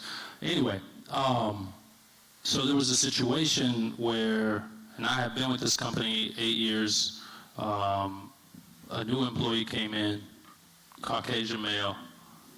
We were sitting in the break room, and this was, I can't remember what year it was, but Wakefield High School, it was on the news because some kids hung a black bear from a tree because the principal, it was a new principal, it was a black principal. And this was just playing on the screen. I'm at work. And the guy sitting next to me vocalized that, well, they're just playing a joke, why are they getting in trouble, blah, blah, blah. So I explained it to him professionally, not in a mean way. The next day I got written up for being aggressive. And I gave my 2-week notice that day and had to keep it moving. Because, and that's why I gave my father's example, because my father in that example, he wouldn't have stopped. He would have just kept going. Same with the pigskin. You just gotta find a solution. And that's really what made me fall in love with STEM in the first place. I'm a problem solver, and STEM solves everything. Awesome. Math, that's all that math is. That's all that science. It's all logical. It's all problem solving. And yeah, okay. All right, thank you. That's funny because we get pig skins too. It looks so sketchy when they pull up. We get it from a butcher, but we use the hearts. But anyway, I'm going to be the first one to answer the other, the hip-hop, scientific hip-hop artist question, but I do really quickly want to state in terms of hardship, just in case anyone's gone through the same thing, that the doctoral program I should be finishing by the end of this year, I did start it homeless, sleeping in my car. So to have come so far, I'm very grateful. Yes. Not just for that, but for my own hard work and for never giving up. In terms of scientific hip-hop artists, I already mentioned KRS-One, but I think when we look at KRS-One as an artist from the Bronx, the birthplace of hip-hop, coming up on its 50th year, we understand hip-hop is an art form for those who were afforded no other way of expression, right? They had no other way to express themselves. And so you get this art form that transforms the personal into the political, and then the political into the universal. Classically, we understand STEM to be only science, technology, engineering, and math, right? But many philosophers and revolutionary theorists, people like Kwame Ture, Frantz Fanon, they see dialectical materialism, a science, as a way that we apply to understand history. And coincidentally, in the song "Oh Yeah," KRS-One mentions a lot of these people, Kwame Ture and Marcus Garvey, all of whom are dialectical materialists. So when we look at that as an extension of science, it's very easy to see his subject matter was scientific, but his delivery is also scientific, right? So as a hip-hop MC myself, as a freestyler, you have to understand that the essence of freestyle hip-hop, because KRS-One could freestyle, can and still does, to this day at the Bimby Cultural Arts Festival in Durham, a couple weeks ago he did it. He is synthesizing. You have to say what you're saying, consider your audience, and how it's going to be received by them. You have to make it rhyme. You have to make it flow. There's a beat, unless you're going a cappella. You have to make it on beat. And you're doing this immediately. All synapses are firing, and you're synthesizing this information and presenting it all at once. I sat at a lot of tables with a lot of physicians, neurosurgeons, angel investors, very rich and powerful people. I have not seen anyone think on their feet the way I have seen people think on their feet on a random corner on Pool Road at a cipher rapping. So I do believe that the highest level of science is hip-hop, and the only reason it is not considered a classical science in the way that quantum mechanics is because of racism. And that's why she's called the scholar. Okay. I'm going to take side A. You said side A? Yes, side A. Okay. Side A being, which hip-hop artist is most scientific to you and why? And this is a little bit different, but we'll go around a little bit of a story. I've been working with students for a long time, like 30 years. And one thing that I do is empower them to be ambassadors and help them achieve what they want. And I had a student that wanted to major in sports journalism, and I worked in an adult degree completion program. So students came to finish their degrees in an accelerated form at night. And this student, our degree was organizational management. And I said, you can get a minor in sports communications. And I took him over to the department head. All he had to do was take 18 hours, and he did. But in the meantime, I worked with the Football League, Carolina Football Development League, and I was the life skill coordinator. But I said, you know, y'all need to do programs, like when you have these games, so that people can read about you. And I had him in charge of that. He ran into this hip-hop artist in a store, Christopher Martin. I don't know if y'all know him. House Party. Yeah, and he at the time was doing a little TV clips, and he was using the students at North Carolina Central primarily. And he taught hip-hop in context at Central. But he hired that student to be his sports person. Wow. And so I got to meet Chris. And then I worked a lot with people, National Society of Black Engineers, but particularly Renee Daughtry at Cisco Systems. And we kind of connected him and that student, and the man didn't believe he knew Chris Martin. So he said, I don't believe you know him, but we want to do something with Durham Public Schools. And if you know Chris Martin, maybe he'll do a rap song.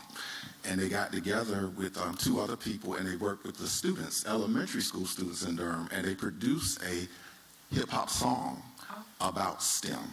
And so I think using your notoriety to get other people inspired. Even though he was not a STEM person, he was using his skills to inspire STEM.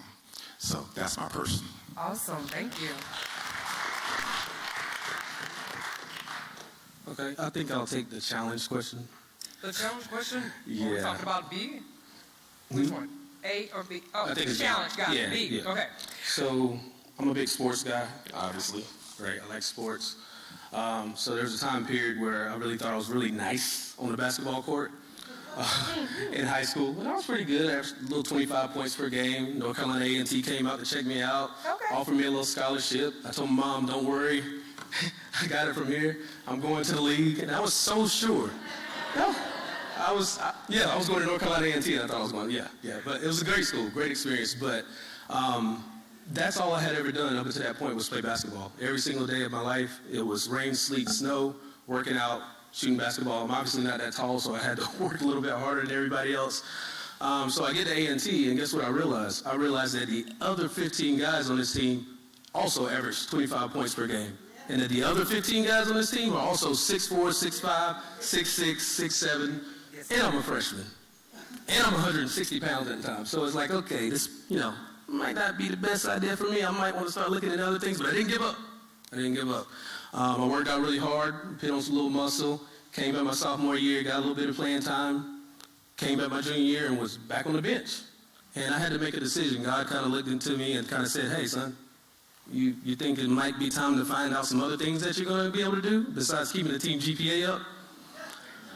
Okay. The team GPA. Yeah, so I shared the information with my dad. My dad's like, absolutely not. You cannot give up the sport. He's thinking about free tickets to the games, of course, I'm sure.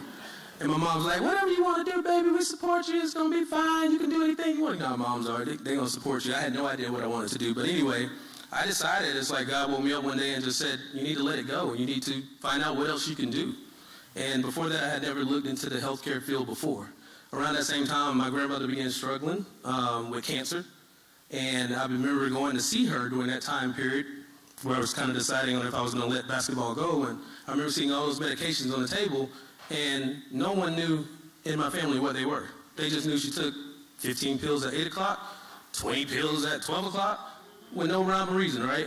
No educational background for anything, and it's not their fault. It's just we weren't given the information to help her. We thought we were helping her, but in reality, I know now that it was harming her, and I wish I would have been able to help her a lot sooner. So went back to A&T, and I knew right then and there I had to let it go. One of the hardest decisions I ever made, but sometimes in life you just have, and I don't even consider that failing, because that was a great experience for me, being able to play basketball, travel. You have great friendships that I still have to this day with a lot of the players there. But it also sometimes means that you have to step down in order to step up, right? So sometimes you have to just take a step back, and some people consider it failure. I don't really consider it failure.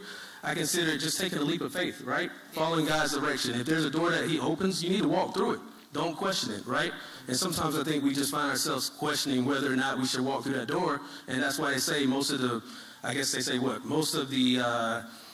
greatest talents are in the graveyard, because people don't take chances. So don't be afraid to take chances. Don't be afraid to fail. I tell my sons all that all the time. My son can hit 20 points, and if they lose the game, he considers it, you didn't fail. Just go back, learn what you can learn, and try to get better the next time.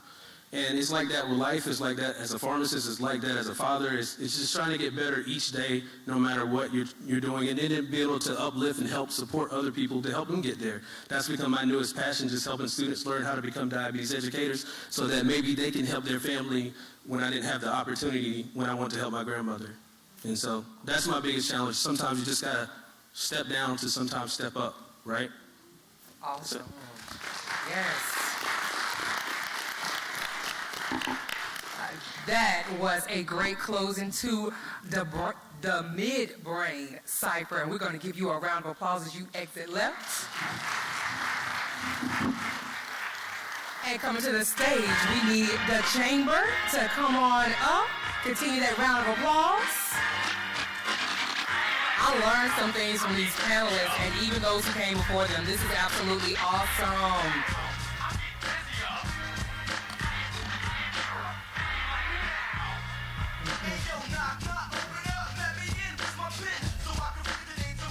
Again, folks, when you have the opportunity, make sure to go and visit the vendors. And please tell a friend and tell another friend and tell another friend to be here on Monday, Juneteenth, for day 2 of Manifest. All right now, y'all, we need you to keep up that energy. We do need all the woo and the hand claps as we have Bob Schimmel coming to the stage.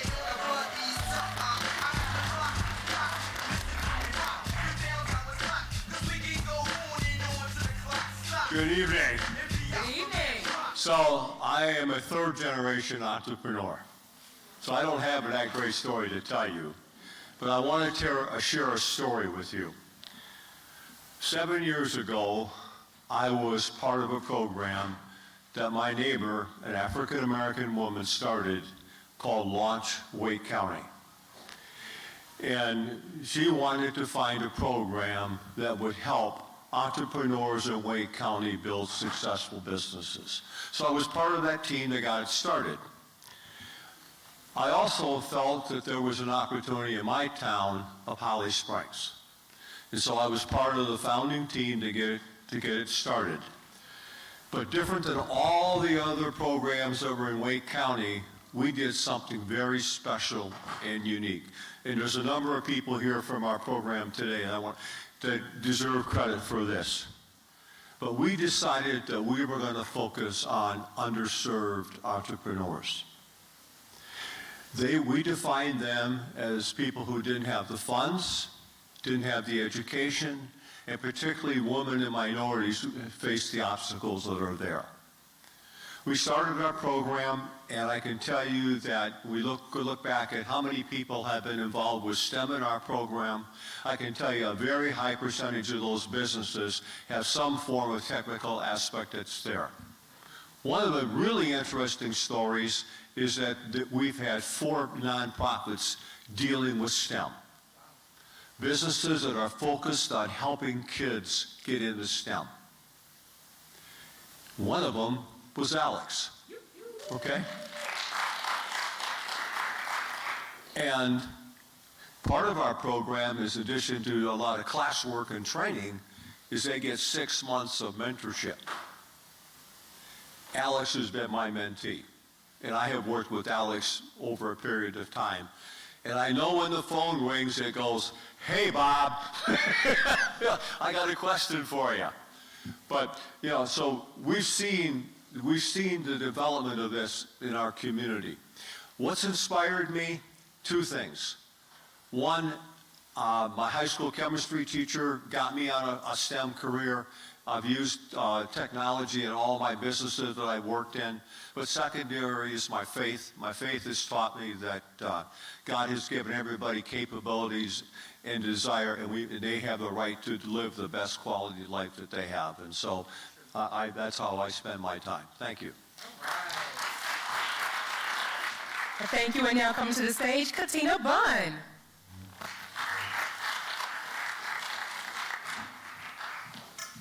All right, it's about my bedtime. Like hip hop, I'm 50 years old. So my name is Katina Bunn, and I own Legacy Partners Realty. I am the first Olivia Pope in real estate in my family. I solve problems my clients don't even know they have in ways they won't understand. But unlike Olivia in the hit series Scandal, I do things legally. I negotiate for my clients, use tactics to help them keep out of real estate jail and to maximize their equity and their proceeds at closing. First in STEM is Daddy Pope and Mama Pope. If you know the series, you know how crucial they were to the series. So crucial to my life were Roger and Brenda. Both were accounting majors that graduated from North Carolina Central. I graduated from North Carolina A&T in accounting. So going to my parents and saying, I'm going to change careers and go into real estate. I was surprised, a little nervous, but talked to my dad. Surprised when he says, you know what? There's not a lot of us in real estate doing well, and it's needed. So he was on board. So I went forward and started my career in 2002 in real estate. So that's who I give homage to, is my great parents. Always been supportive and working hard for me. Next coming to the stage is Joelle Lee.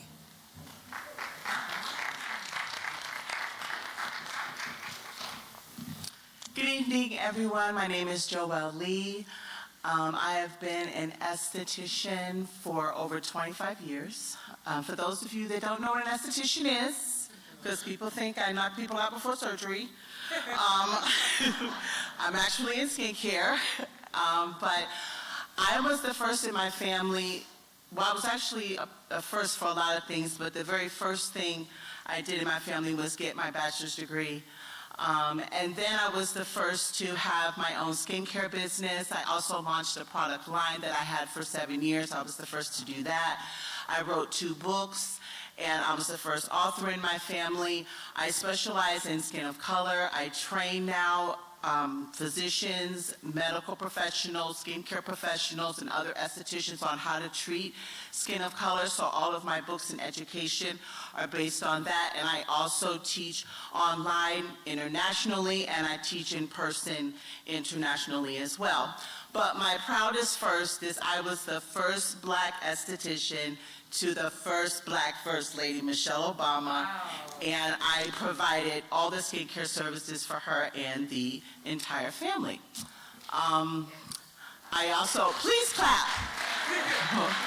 That was big. That was big. Okay. My inspiration was, I want to start with my mom, because my mom and my grandmother, they inspired me in regards to beauty. I came from a family who took such pride in how they looked. And I used to sit around my mom and my grandmother and watch them put their makeup on, do their skincare routines, and I didn't know at the time there was a career in that. I just knew how much I loved it, so I would buy all these different products. I tried to make my own products. I know some of us make our products in the kitchen, so I was making products in the kitchen too. But as far as the inspiration to go into beauty, that came from them, but my inspiration to expand my actual skincare business and teach about skin of color came from the 2 doctors that I trained under, and that was my plastic surgeon, Dr. Elton Tinsley, and Dr. Jackson, the dermatologist, where now I teach all the things I learned from them and all the foundational training that I received from them. So I just want to thank you all again for having me, and I'm excited to be here. Awesome. Wonderful. And come to the stage, Nicole Megerson De Martinez. Good evening. My name is Nicole Megerson De Martinez, and I am the first person in my family to be an entrepreneur. I come from a family of educators. Everyone in my family is either an educator or works for a school district. So it was quite a stretch for me to not go the path that everyone else talked about at every single dinner table all year long. I am probably the first African American woman to step into a valley which would become a reservoir. I participated in a project. Which was a 4.5-mile reservoir project for the Metropolitan Water District of Southern California. We were in the middle of a valley, and the chief engineer said, to this side there's going to be an east dam, to this side there's going to be a west dam, and we're going to put enough water in this reservoir to provide 6 months of clean water to 19 million users for 6 months, yes. Thank you. Thank you. So I've worked in the construction industry for 40 years, and back when I started, there were no women on a job site. There were very, very few people of color on a job site. And my first job, when I was asked to go from the construction trailer to the job site, I had to do it in heels and pantyhose. That was a requirement. because women had to wear heels and pantyhose at work. My influence is my father, Leon Megerson Jr. He was an electronics engineer. He worked for many years designing guidance systems for the military, and some of his designs were just recently declassified. Thank you. Thank you. And at this time, Dustin Williams is coming to the stage.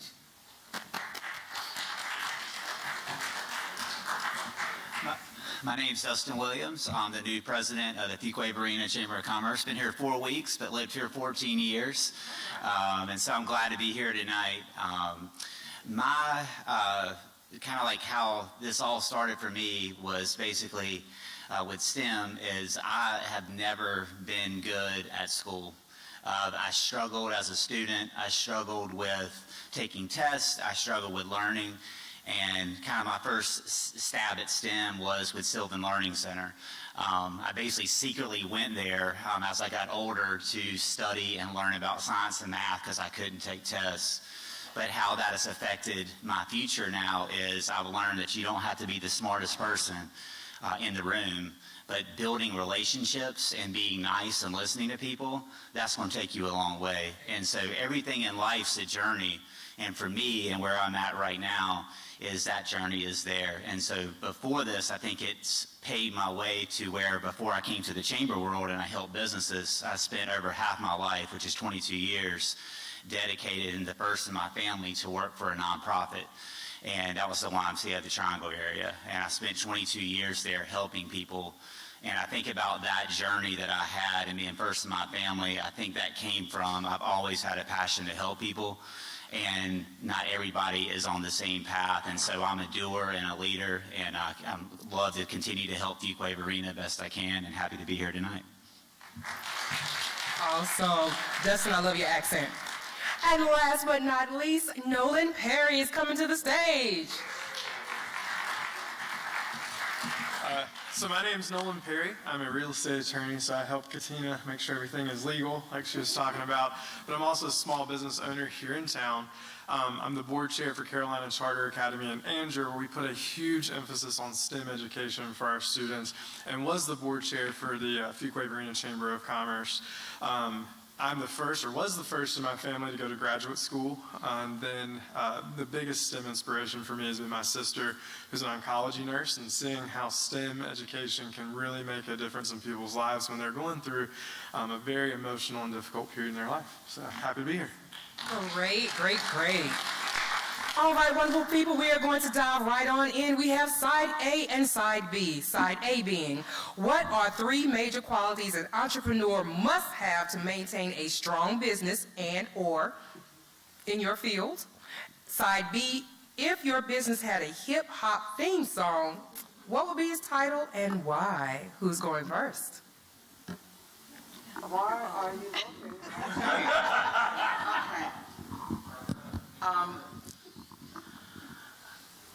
I did study, and I like them both,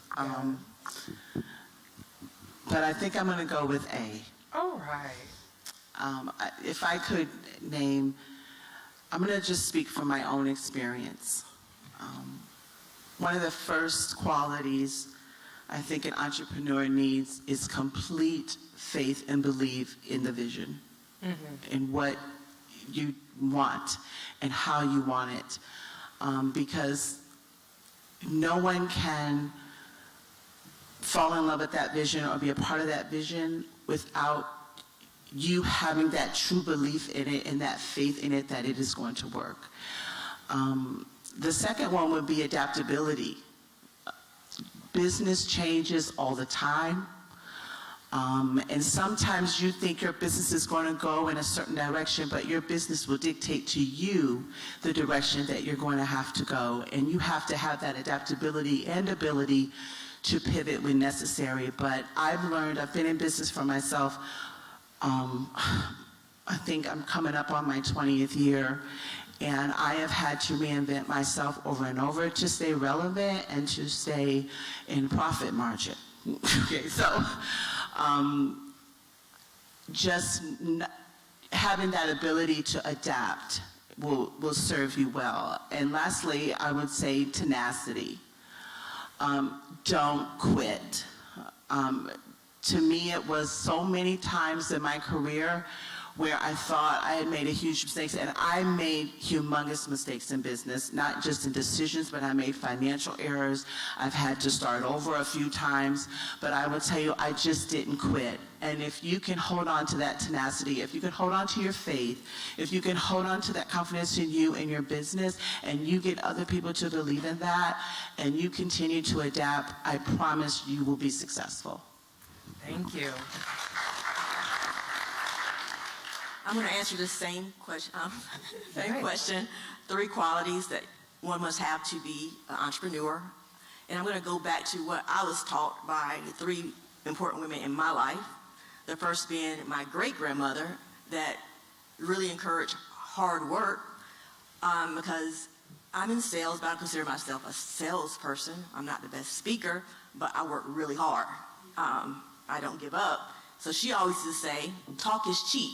It takes money to buy land. So that means you work. And then my mom will always say, you don't spend your last. She was a single mom for 7 years of my youth and a teacher. So she instilled that you use your money wisely, and you say you broke even when you're not.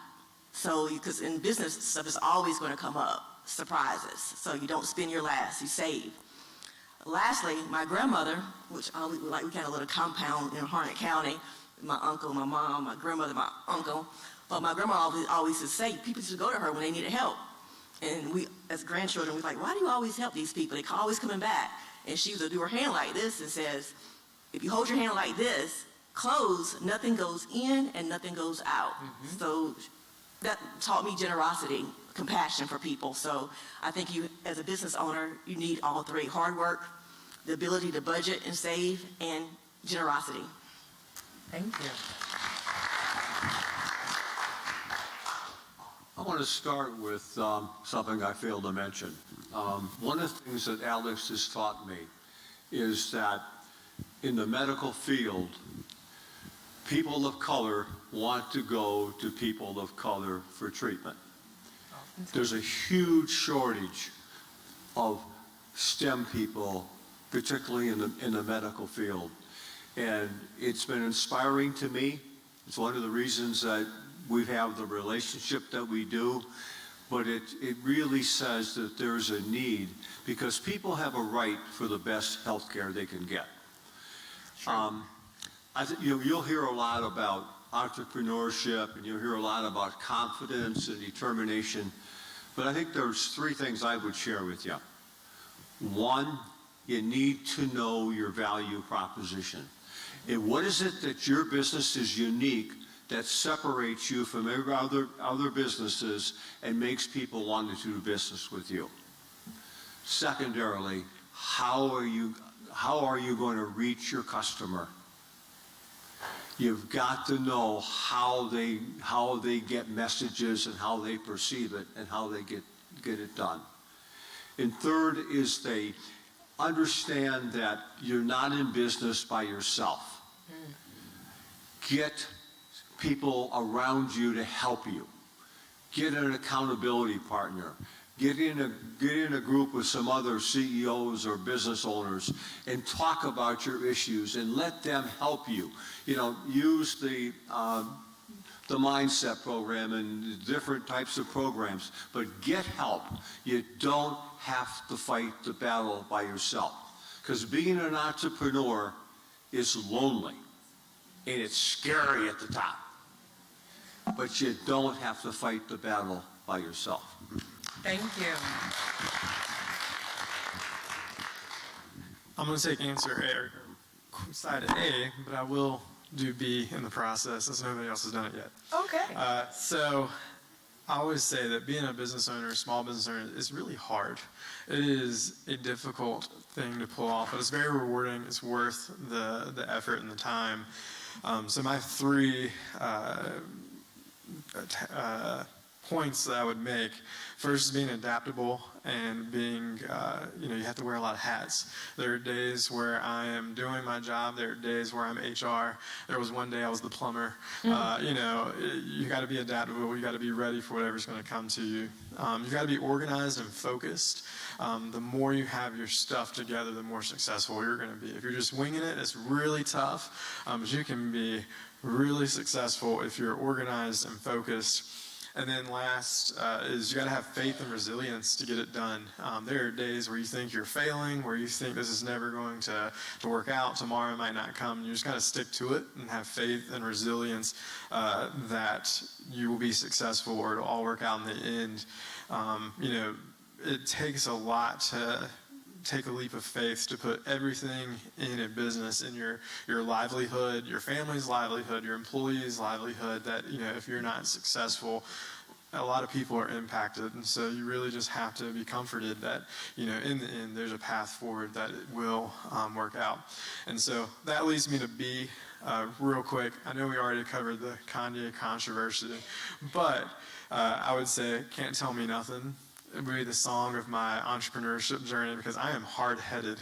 And all the people I work with in my office know I'm very hard-headed, but it takes that to get it done and stick to it and get things accomplished. So that's me. Thank you. I am a graduate of Launch Holly Springs, and I was fortunate enough to have Bob Schimmel as my mentor, and it's just been a blessing to have had that experience. When we started Silver Lake Construction, it's a general contracting company specializing in commercial interior renovations. The first year, we made about $5,000. Scary. This year, that was in 2019, this year, probably by the end of July, we will have made $1.2 million. LaunchWorks. Three things that I'm going to take A. Three things I would recommend is to be able to learn to say no. Ooh. All money's not good money. Say that twice. All money's not good money. There are clients out there that will drain you. They will abuse you, and no one needs that. That money is not worth all of the energy that you put into it. You can move along and find someone that understands and values your worth. Mm-hmm. The second thing is, especially in construction, inspect what you expect. Ooh.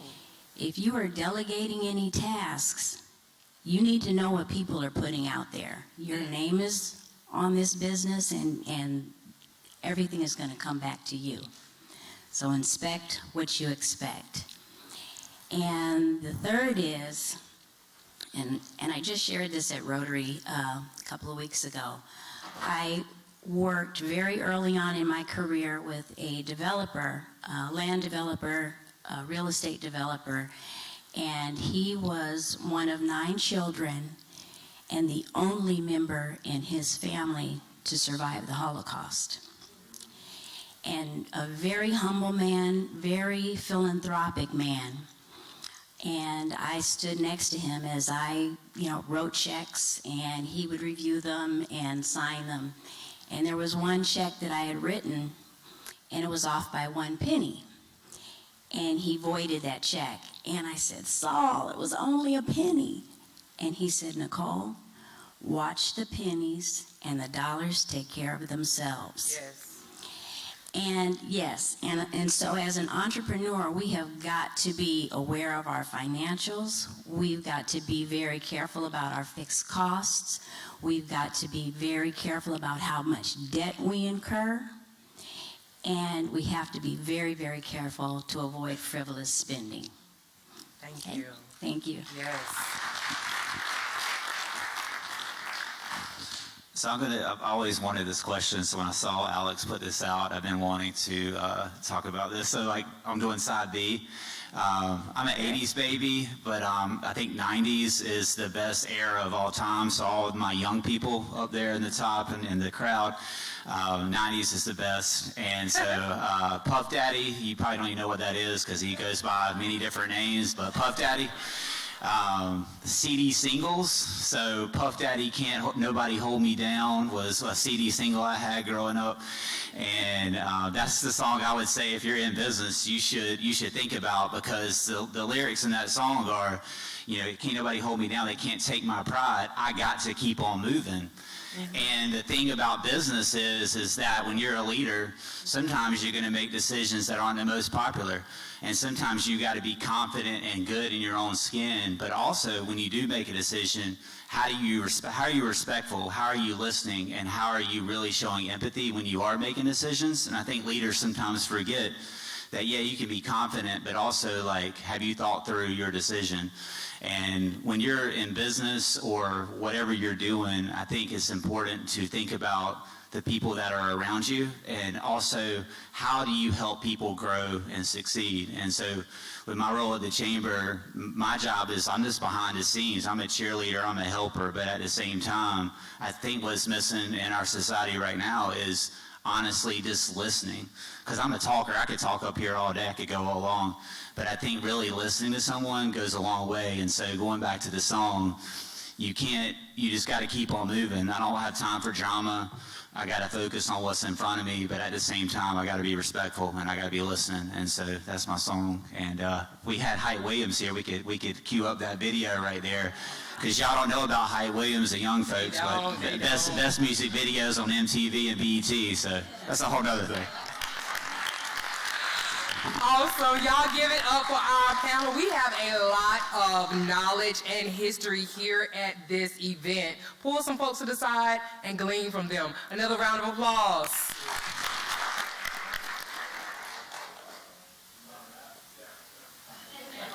I did just want to say one thing. I'm very excited for the future of the chamber, but right in front of me we have our incoming board chair, and I believe, if I'm not mistaken, the first person of color to be the board chair for the Chamber of Commerce, and that's really exciting. I can't think of a better person for it. So, sorry to put you on the spot. Oh, you haven't? Well, you have now.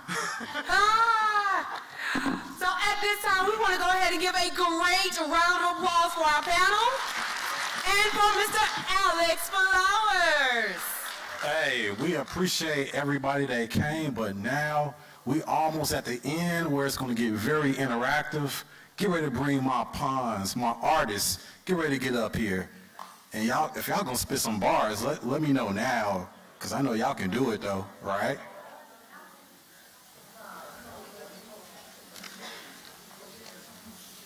All right, so first coming up on this list is Brandon Barzo Butler. Come on, bro.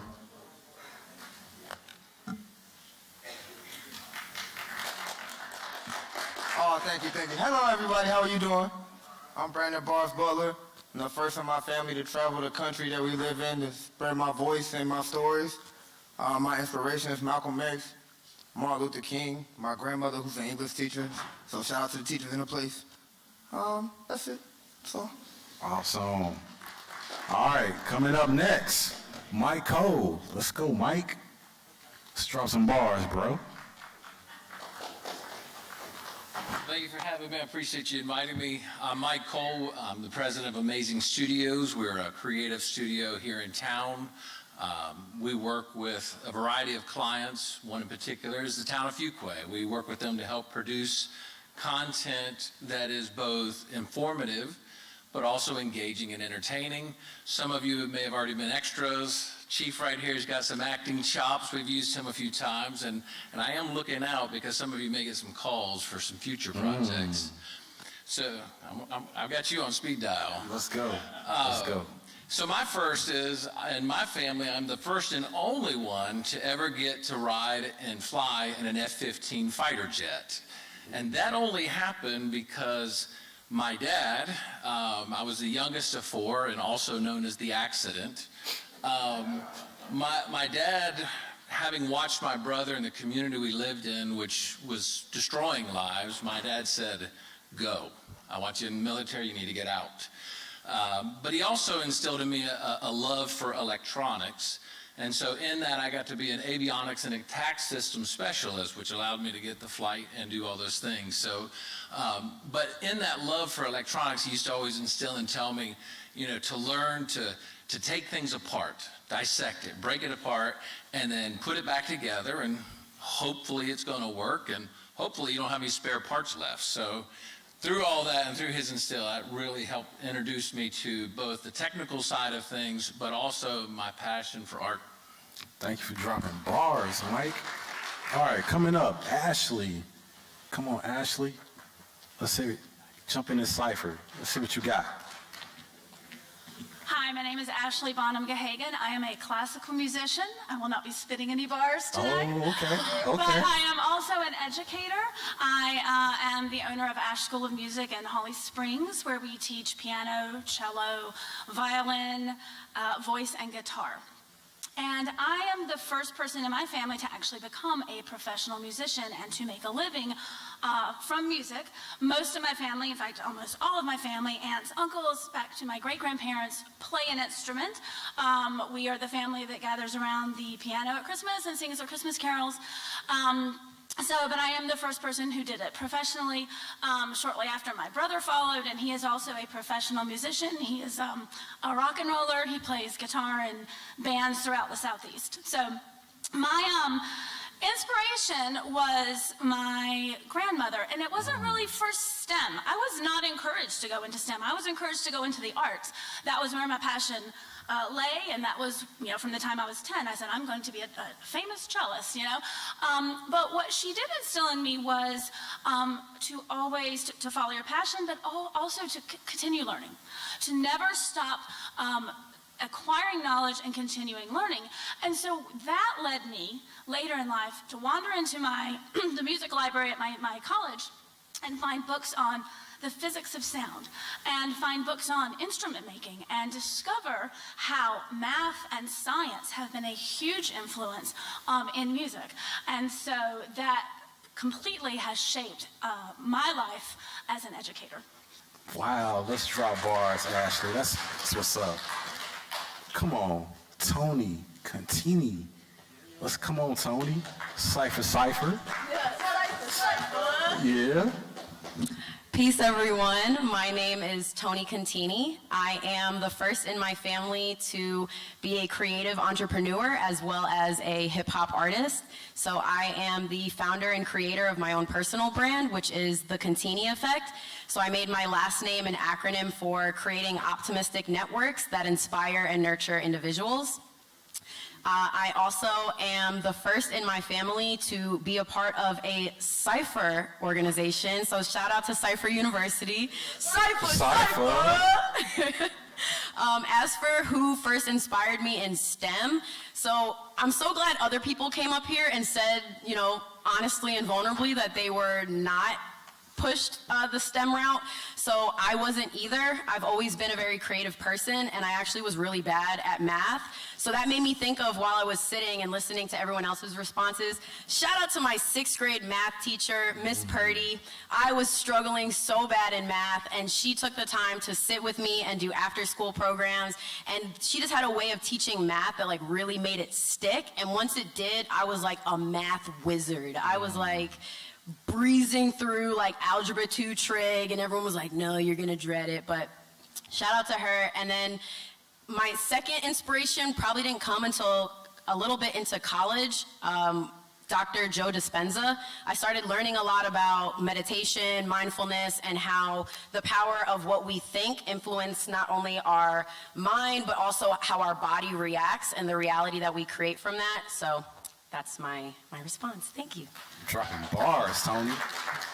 Now, we cannot do this without having the artist, Christopher Terrell. Come drop some bars, bro.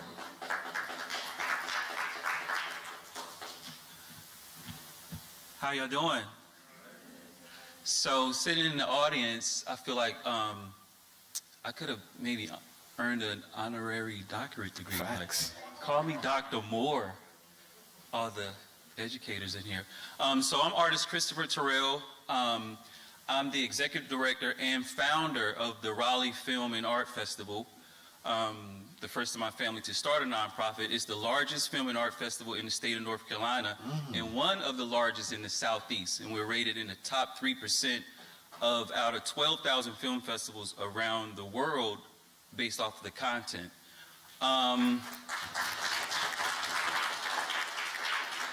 Thank you. And my inspiration in STEM, you invited the artists up, so we're going to get creative. Let's go. The Lord Jesus Christ, because he learned how to turn water into wine. And that's amazing, like sacred geometry, I don't know. The whole Bible. But that's it. All STEM. That's all STEM, bro. Last but not least, I gotta bring my bro, Jerusalem. Come on, bro. Let's get it. Hey, peace, peace. I'm the first in my family to spit bars like this. Sheesh. Still the same face from them baby picture, but way slicker. Life has a way to make your hair turn gray quicker. I don't want to gloat about the way that we differ, but tell me what's a goat to a shapeshifter, the clay whisper? What's a great spitter to a true MC? My son say daddy flow's too OP. It's cause he go to work, call him Drew Mo D. Real boss shit, not no Hugo B. I-Y-K-Y-K, why I say, by, day by day, we vibrate. Mind's eye had deja rev, wide awake. We came a long way from the dream of a wild ape. Ooh, last of a chosen few, first of a rising breed. Ain't no mirage to me, earth is a menagerie. I ain't have to pick up a stone to rock a free. It's more to the story than what fit between these apostrophes. Ooh. There's more to it. Ooh. Heavy. And my inspiration is my mommy. Hey, mom. She's a black woman. She was adopted, so she came from nothing and made a life for herself and for us with science. She became a chemist and has been doing the thing ever since. Like she's really a force of nature. So that's my inspiration. That's what's up, bro. Awesome, awesome. So we're gonna get into these bars, to these first takes. So let's go with Brandon. Are you gonna listen to side A or side E, bro? It's side A. All right, so side A is, who's your favorite visual or musical artist, and explain their artwork and their work ethic and how it inspired you as an artist in your career? Visually and musically all together, I want to say Kanye, because of, see, somebody spoke about this earlier, but the way he really carries himself, God-fearing man. I think the first thing I ever saw from Kanye was All Falls Down, with him and Selena Johnson. She's running through the airport from his point of view. Creatively, that was one of the best videos I've seen. I think I was maybe 10, 11. Kanye has always just been different, like 808s and Heartbreaks, Graduation, from college dropout to Graduation, that whole saga, even the new stuff that's, everybody. But Kanye has just always been a creative genius. And the way he puts his words together, he's a producer as well. So that's a whole, he's an artist. He's really what you call an artist in the hip hop industry. Everybody doesn't have the ability to do everything for your song or your album, but Kanye does, and that's my guy. Man, I love that you gave Chicago some love, bro. So let's go to Mike Cole. Are you gonna listen to side A or side B? We'll go with side B. Okay. What I was thinking about leading up to this, and I always tell my staff, I think we have one of the coolest jobs ever. One, because it's a mixture of technical. If you want to really dive into all the lighting and the camera and the equipment, there's such a cool aspect from the technical side.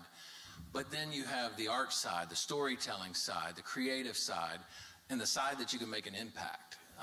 When I think back to some of the projects that really stand out, we do a lot of different things, but it's those projects that you feel like make a difference, that have impact. And I think back to the one video that we did on STEM. It was targeted to show these middle school kids that STEM is more than just tech stuff.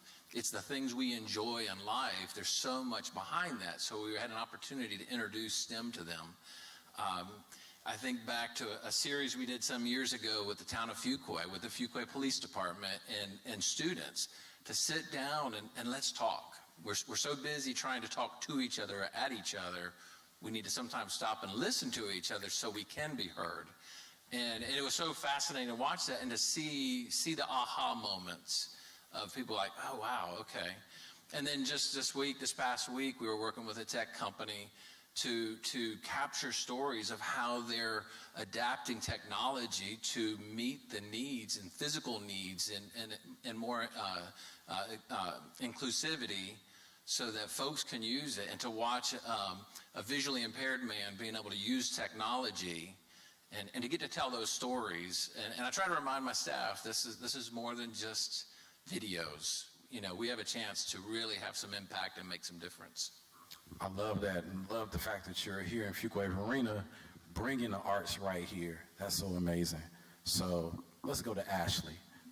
How you gonna drop some bars for us? I'm gonna choose side B. You want side Sort B? of gonna dovetail onto what you say. So I hope that what I inspire in my students is to learn and understand the intersection between music and STEM.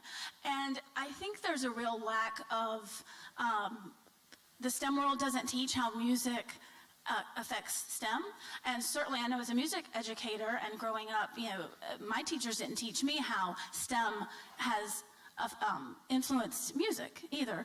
So one of the things that I do at my music school is we have group lessons every month, and in these group lessons I focus on a different topic each time. So we've had lessons on rhythm, which is pretty obvious: math, fractions, subdivision, the beat, you know, that's easy to correlate directly to math. We also talk about the physics of sound. And it's so easy to show them directly. They pluck the string, they see it vibrating, they understand this is the science behind how my instrument produces sound. And then we've done one before one of the things I learned, I said earlier, I had walked into the library and read these, you know, fascinating books on instrument making. And what I learned was that hundreds of years ago, mathematical principle to figure out how long the neck of the instrument would be, how wide the body would be, how long the body would be. And for those of you who may not know, Stradivarius is the premier violin maker. His violins are known to be the most beautiful sounding violins in the world. So he used those, and of course with 8-year-olds you can't really get into, you know, Fibonacci and golden, you know, ratio, but you can say, you know, what if we took this violin and squished it and made it smaller? How would it sound then? And they totally get it. They totally understand. So I think, you know, I want them to understand that music doesn't exist in this bubble. STEM doesn't exist in this bubble either. They are intertwined, they are interconnected, and they depend on each other. And so, you know, I've been teaching almost 25 years now. I've had a handful of students who have gone on to become music majors. Most of them have gone on to become scientists, mathematicians, engineers, you know, technologists. And what I hope is that they, not only do I, of course, you know, I always want to impart the love and joy of music, but that they also understand how they can take music and apply it to any field that they go into. I love that. I mean, look how you put all the science and music together. That's what this is all about. So let's give it up to Ashley for that. So much love right there. But let's go, Tony. Are you listening to side A or side B? I'm going to go with side B. All right. Could you just repeat? Sure. Thank you. We got you. Explain 2 ways you have used your personal art form to inspire the next generation of creatives. All right. So for me personally, I would say that the biggest aspect that I like to incorporate in my art is authenticity. I don't think that there's any purpose of us doing anything if we're not going to show up as our full authentic self. And there's a lack of transparency, I feel like, when it comes to a lot of industries, but specifically in music, and recognizing myself as, I don't like saying a female MC because I'm an MC, but, you know, for people that need the distinction, there's a lack of that, especially when it comes to female MCs. They're told that they need to look a certain way, sound a certain way, talk about certain things, and whenever you start to venture out of that box or out of that image, you don't necessarily see them blow up or gain the notoriety as their counterparts. So for me, authenticity is huge for me, and just being myself, showing up in the most authentic way that I possibly can. And the second way that I use my personal art to inspire the next generation of creatives is through fashion. I have always loved fashion ever since I was young, and I think that seeing myself go into the lane of music as well as dabbling in fashion, I have been able to see how I can really create a different representation for young girls specifically in hip hop, but also just in general, showing them that you can be fully clothed and still stunt. You can still turn heads and be dressed classy and tasteful. And I just really want to inspire the next generation to explore how they can express themselves through fashion and clothes. Specifically, I love vintage fashion, thrifted clothes. So a lot of my pieces really aren't even from this era or from this generation. And I just want to show that fashion is timeless, and it's something that we can use in our day-to-day to express ourselves as well. So that's how I use my personal art. And I got to give Tony some kudos. She actually came out to NC State with me yesterday to the Hunton Summer Academy, and she rocked it out, like she said, in her fashion, in her bars, and you just see how the females in the classroom got energized because of your passion. So thank you again for just using your art, not just figuratively, but literally. But now, let's get into the artists. Christopher Terrell, tell us what you're gonna listen to, bro. Side A, side B. Well, side A was, can I get that again, Yeah, Alex? I got you, man. So who's your favorite visual and or musical artist, and explain how their artwork or work ethic has inspired you in your career? So, funny story, right? So I guess I'll be the entertainment, as I sit up here and glisten, my bald head glisten with these bright lights. I would say Nas, right? I mean, so Nas has a way of his stories, the storytelling. One of the records or his albums that I listen to when I'm planning and doing other things is It Was Written, which I think is one of the strongest pieces that he's done, you know, over a while. But just in some of his storytelling, but I say that to say, art form, visual art, theater, all forms of art that we deal with, it goes back. It's ancient, right? In the beginning, it was the word. And I don't think a lot of people understand what that means. Sometimes people get twisted in religion and don't understand that it's ancient history, right? It translates from Horus to Jesus. There's a list of it. But in the beginning, it was the word. So what we do by presenting that, the word then becomes, we manifest that word. Here we are, the main manifest event. So I like listening to artists like that. Those kind of artists inspire me because they have a mastery of the word. And that's kind of why I like Nas. Wow, and that's full circle because you guys actually heard, as Christopher was talking about, Hip Hop Fellow was right here. That's a recipient from the Nasir Hip Hop Fellows. So I got to give homage to that's right. the son, the man Hondo. himself. If you just don't know, it comes full circle. Lyrically, Frank returned with Pierre, a slinger that hadn't seen in a year. So, not last, although you last, bro, it's not by least, by long shot. Tell me what you listen to. Side A, side B, Jerusalem. BB, okay. Let's go. Explain 2 ways that you've used your personal art form to inspire the next generation of creatives. So, I spent a number of years as a solo artist, and I realized I was one of a million artists out here trying to rap. And so an opportunity arose, a time and place where the right ingredients came together, and we founded a cipher at NC State.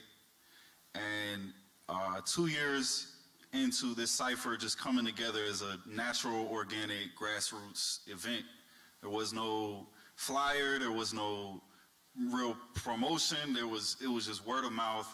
let's have a cipher, meet up, freestyle.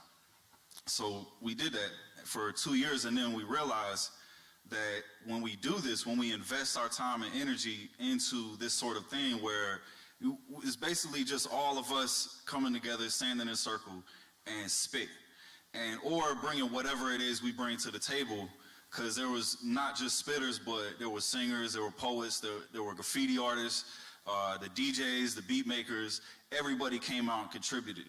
And so we decided to set a code in motion in order to not just, well, one, to keep the cipher together, but we also wanted to spread the cipher to other places. So the same type of weekly freestyle cipher that we started at NC State, we also wanted to start at App State, at UNC, in the Bull City, in Charlotte, in Asheville, and we kept that together with a code. And in the room, when we were coming up with this code, the code is respect project, keep the peace, F the camera, be original. And we came up with 5 parts of the code, and the other guys that came up, it was 5 of us that came up with this code, and they might not know this, but the reason why I slipped, I was like, we should do 5 parts. The reason why is because the cipher means 0. And the history of 0 really is a revolutionary moment. From 2,000 years ago in India, a very wise man came up with the concept of 0, and it snowballed over time, and it changed the way numbers are used. And there's 5 principles of 0. And it's a number plus 0 equals a number. A number minus 0 is still the number. Or 0 minus a number is negative that number. 0 times a number is 0. It sets it at 0. You try to divide a number by 0, your calculator will go crazy. Facts. It's indivisible. It's infinite. So using this 0 cipher, you try to divide the cipher, you can't. The final principle of 0, 0 to the power of 0 equals 1. Any number to the power of 0 equals 1. So I was like, what does this mean when you translate it to the cipher as we are? The cipher to the power of cipher equals 1. So I was like, we got to come up with a cipher of ciphers. We have to have multiple ciphers and then bring them all together as 1. So we spread the movement from NC State to all over the state and then brought them all together as 1.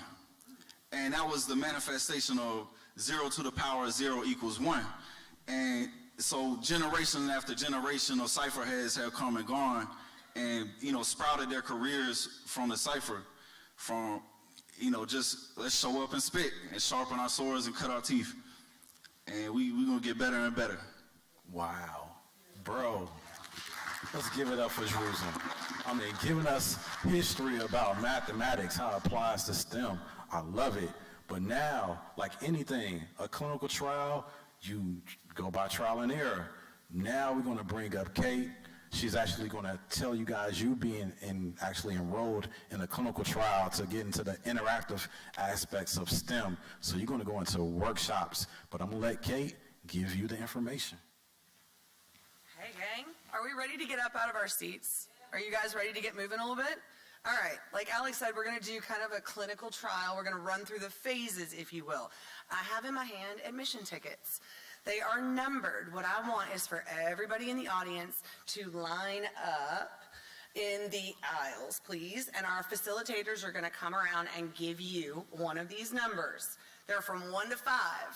Get in your groups. We'll find the facilitator. I am going to be facilitator number 1. I do not have my cheat sheet in front of me for who is number 2. Ty is 5. Pastor Holland is 4. Thank you, babe. I appreciate that. No, I think I can remember this. So 1, 2, 3, 4, and 5. All right, everybody up. Come on. I'm going to hand out tickets. Where are my facilitators? They all disappeared on me. All right.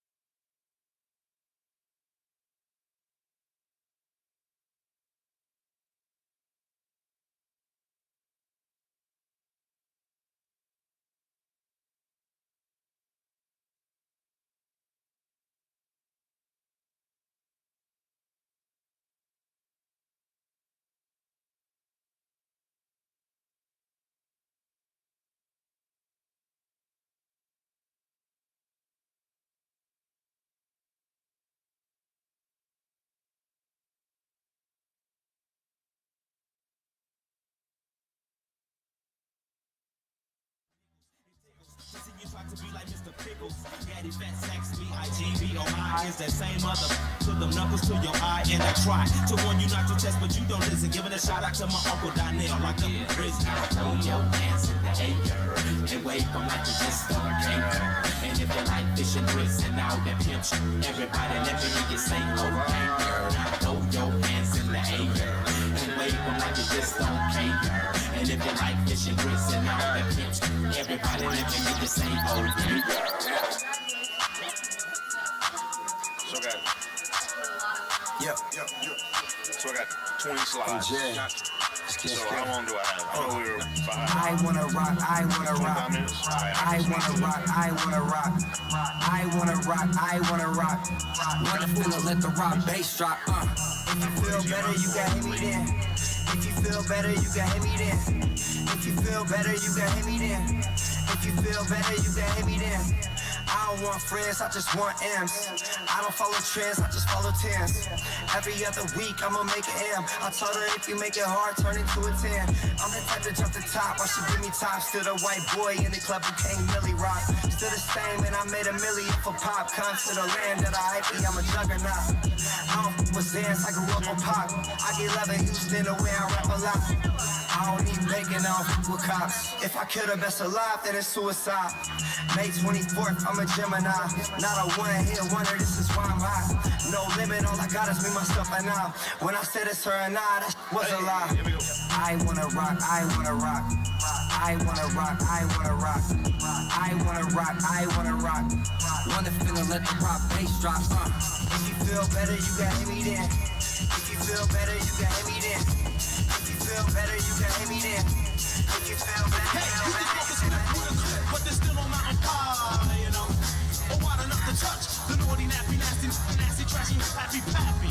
That's happy to be nappy. Me and Ben rock, win spots in Fox and groups and troops with timber boots and gel suits. That's how I roll in my head do dope. When the will I got in competition ain't dope. Beat you, break you, broke you, smoke you, take you, see you to your little group on mute. Sooner or later, you wanna flip, tell them full, send me laugh with a dip. And all that other ringling, brother. Sporty, naughty, hot bar, greater than nature, while I shit, slam the flip, flam, and then jam. You can run, but you can't hide, you can't go far. No matter where you go, there you are. Here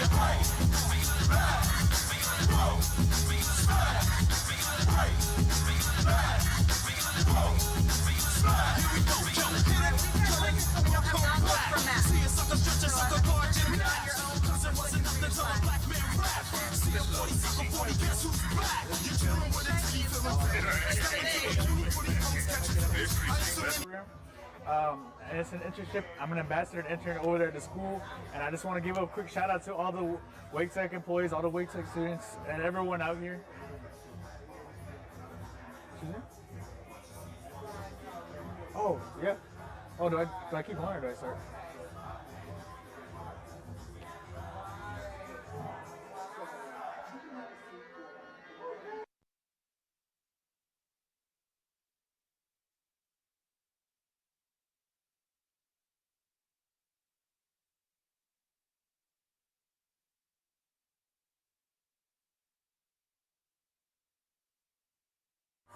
Let's go this way.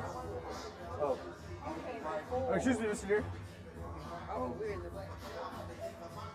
Right here? All right. Hi, everyone. This is Kevin. I'm from a student at Wake Tech Community College. And I want to give everyone a quick shout out who is over here at this event. You know, we have a lot of Wake Tech students. We have a lot of people from the town of Fuquay, from South Holly Springs, and everyone's coming in here, putting in the work together to make this an event such a great experience. I'm an ambassador at Wake Tech for the STEM Academic Research and Training Program, and I'm over here to get inspired just like everyone else out here. Quick shout out to Dr. Flowers for making this all this possible, and just keep inspiring us and inspiring everyone else here. Thank you.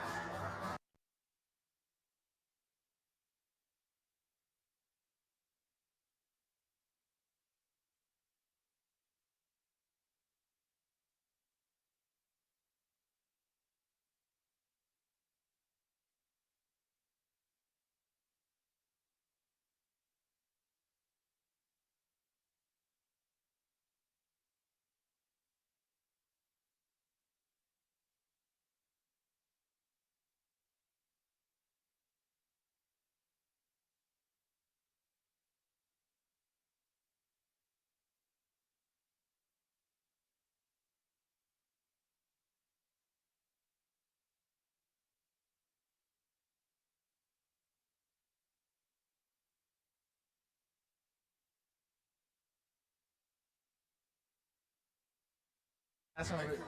This young man, he is working. You know, his son just graduated from high school yesterday. Oh. Congratulations. Congratulations. Your son graduated from high school. That's a beautiful thing. Oh. Now, he's getting ready to graduate from another school All right now. in Cyprus. Oh, wow.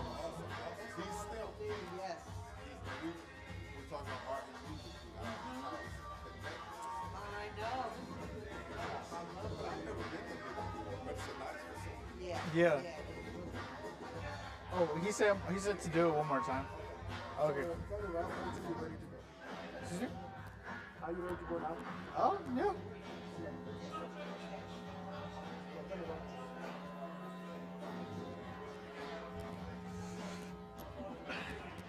Hi everyone, it's me again. I just want to give a quick shout out to everyone who's making this event possible. I want to give a shout out to all the. I gotta point this out first. I'm a Wake Tech student at Wake Tech Community College, and I want to give a quick shout out to all the Wake Tech employees that are out here, specifically Mr. Eure, who invited me out here personally, along with Dr. Swanik, who is who was the assistant dean at the School of Mathematics at our school. She is the assistant dean of mathematics. And on top of that, I want to give a shout out to Dr. Flowers for making this all possible, and our cameraman as well. He's also a student at Wake Tech, and he's just making all this possible. We're all here to inspire and get inspired and to promote each other, to push each other to be better, and we just want to see each other succeed. So thank you for staying tuned.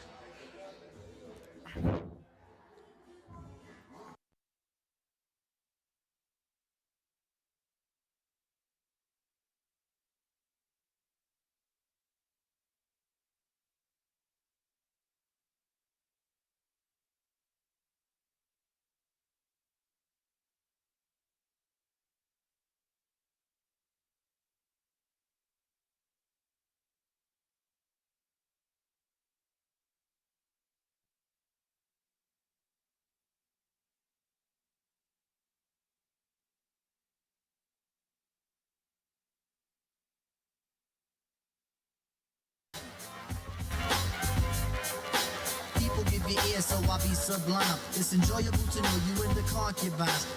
Take off your coats, ladies act like gems. Sit down, Indian styles, you recite these hymns. See, lyrically I'm Mario Andretti on the Momo. Ludicrously speedy or infectious with the slow-mo.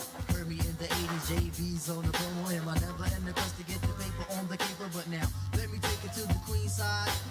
I'm taking it to Brooklyn side.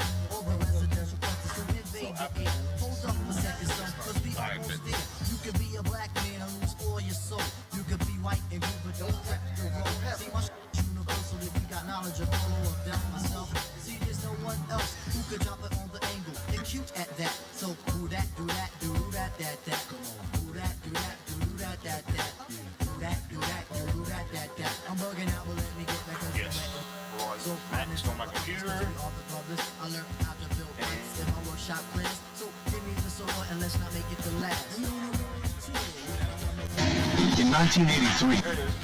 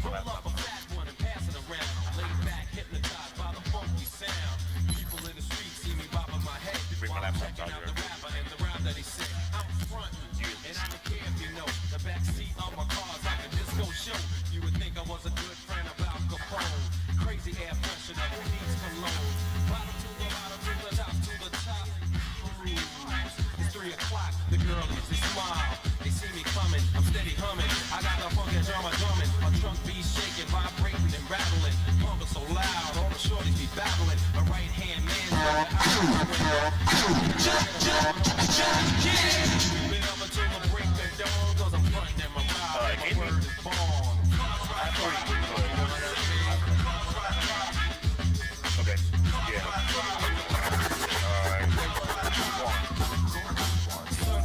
Well, I'm a Libra, y'all. Well, I'm a Libra, y'all. You on a battle swing, I bring commanding me like I was king. In all your dreams, I write the horror figure Stephen King. Cling the forms of those in favor, say I got tired of the fat lady, so I sing to my own opera. Balang, balang, balang, to the man in my cause I love it. If you live by the sun, you won't be die by the gun. Cause all guys tell lies and more girls commit sin. I was wanted the code red, but now I'm chilling with a few good men. Assassination on the kid from the capital. I never played a soap opera, but now I'm in general hospital. Condition critical, spirit overrules the physical. So if I die, catch me at the funeral. I'll fly away, oh glory. With the mic in my hand to a land where only God knows me. And the angels write raps on holy paper. I said I'm looking for Jesus. He said take the escalator, one flight up. It's guaranteed you'll be there. My sister be there, my mother be there. So Mona Lisa, could I get a date on Friday? And if you're busy, I wouldn't mind taking Saturday. Hey, round of the bossy food, you're coming around the way. I don't puff, so I always got my breath. Never had to battle with a bulletproof vest. They call me Cockweasel, but I still can't resist. I know where Jerry girls, cause I'm not from the west. Don't disrespect to the west, true indeed. I rock it to the east to sea. The sea to them days back. Yo, sheepskins and hot tracks. Peace to Mr. Magic. Things are getting tragic. Now we on some new stuff. I never feared the Ku Klux. My own clan is acting up. I'm blaming on the film club. What's your crew to do? Kids are acting, ooh, and it's getting better. Yo, where's the corporate at? I'm Mr. 3-piece suit. Check the square root, your bones, it's here with the boots. Nah, that's the surface. And all the bomb it is, I got a head full of problems in the hand full of nappy root. I feel it Jones coming down, yo, I got the slang to make the shitty bang, bang, the bang, the bang, the nappy head bang. no, I got the slang to make it shitty bang, bang, your bang, dang, dang, dang, the nappy heads. MCMI, people call me Milk. When I'm busting up a party, I feel no guilt. Gizmos cutting up for the suckers that's down with me. The one of us, that's how I feel. To be down, you must appeal to the two. We're rated R, we're gifted, and we're going far down the road to the bank. While I'm here, I'd like to thank Mom and Dad, they knew the time. Gizmo scratching, Milky's rhyming, Milk is chilling, Giz is chilling. What more can I say? Top billing, that's what we get. Got it good, since you understood. Would you stop scheming and looking hard? I got a great big bodyguard, so step up if you wanna get hurt. Milky's gonna pull this skirt. I get money, money I got. Stunts call me honey if they feel real hot. That's how it is. You can ask kids. I stole your girl while you were in prison. Jail, going MC. Words out now. Words out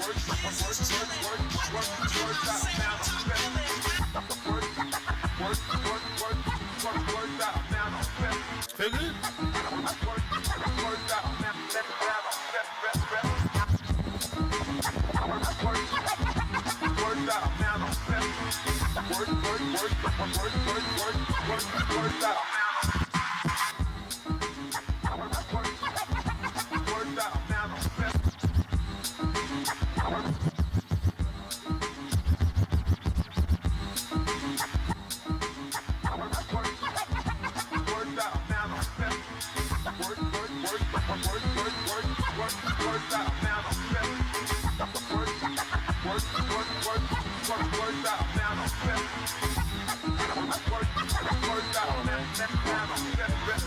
I'm professing out just cause the words I manifest, they will take you, sedate you.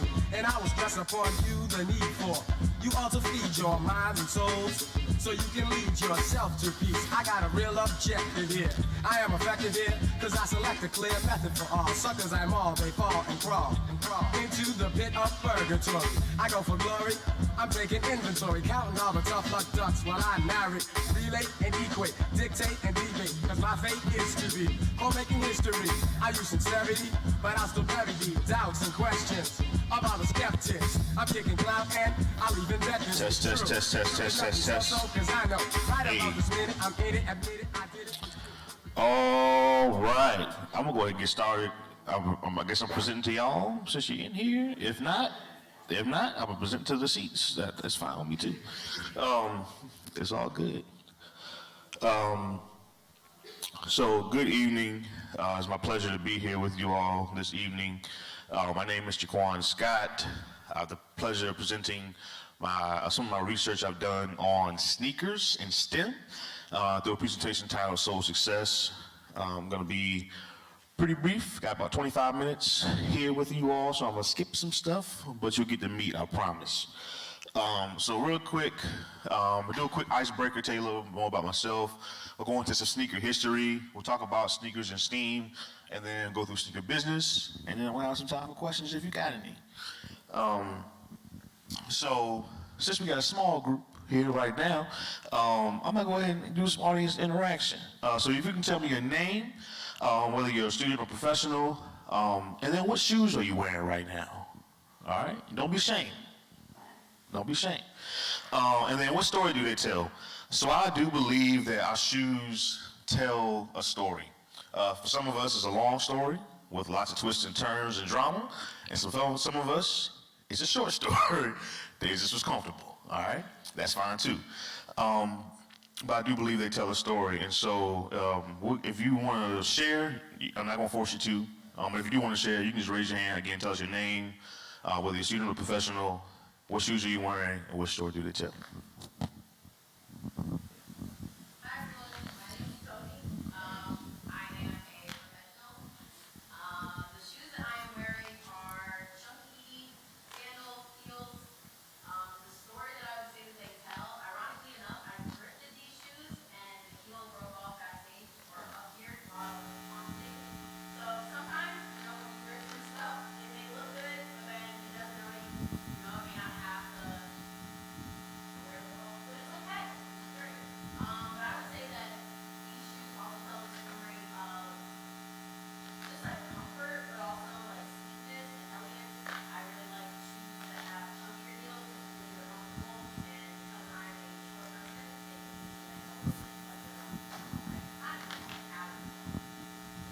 Thank you for sharing. I appreciate that. My girlfriend is super into thrifting. That's like her thing. She has her whole brain is like thick girl thrifts. So like, that's her thing. So, anyone else?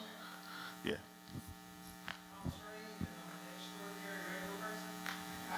I feel that.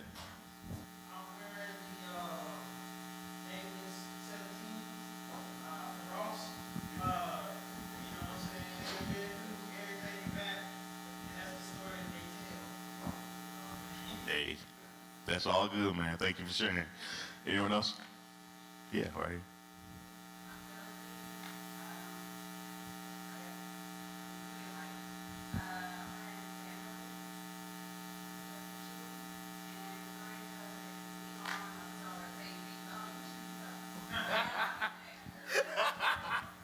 Yo, that reminded me of in my house we called it community shoes.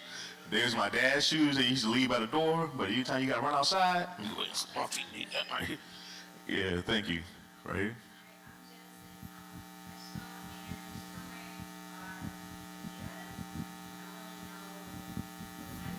That's cool.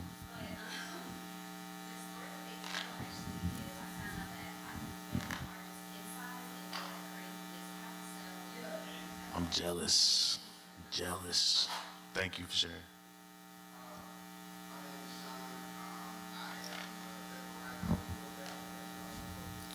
Share whatever you feel.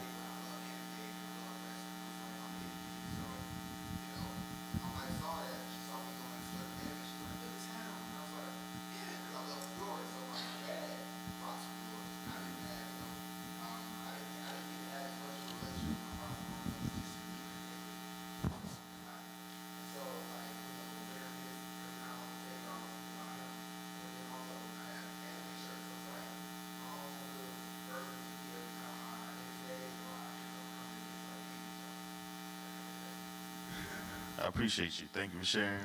Also a wrestling fan, also an anime fan. So, yes, sir. Acknowledge me. No.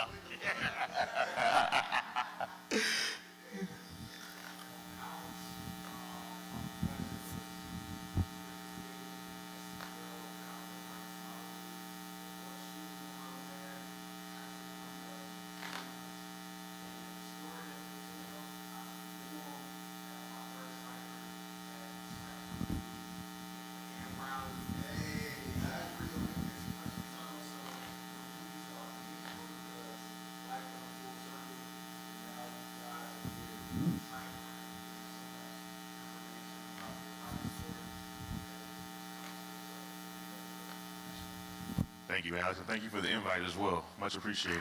Thank you for inviting. And then, you want to share as well? Yeah. So, again, name, student, professional, what shoes are you wearing, what store did it sell?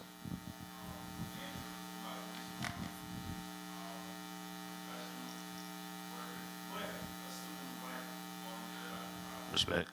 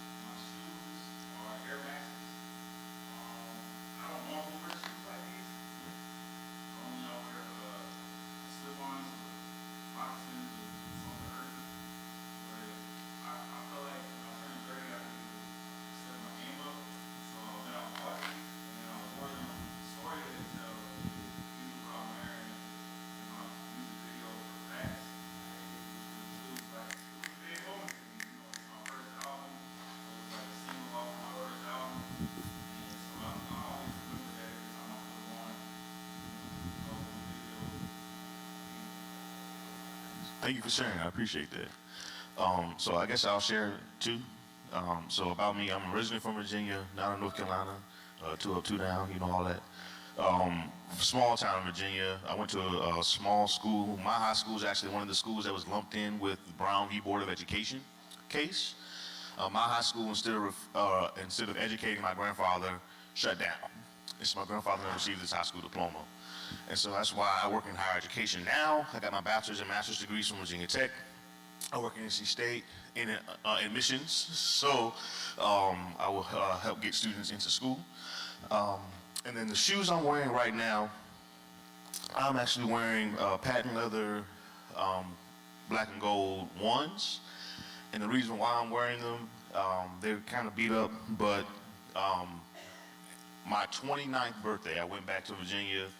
My parents, you know, we live in the country, so like, we gonna heat up some grease, we gonna fry some fish, you know, we gonna have a cookout, whatever, you know what I'm saying? Celebrate my 29th. And I was in the kitchen. I'm usually the grill master. I don't know when it happened, but it just happened. So I knew I was getting old. And my mom saw on her watch through the doorbell, it's like, yo, there's something on fire on the front porch. And so that day, my 29th birthday, I watched my parents' home, my childhood home, burn to the ground.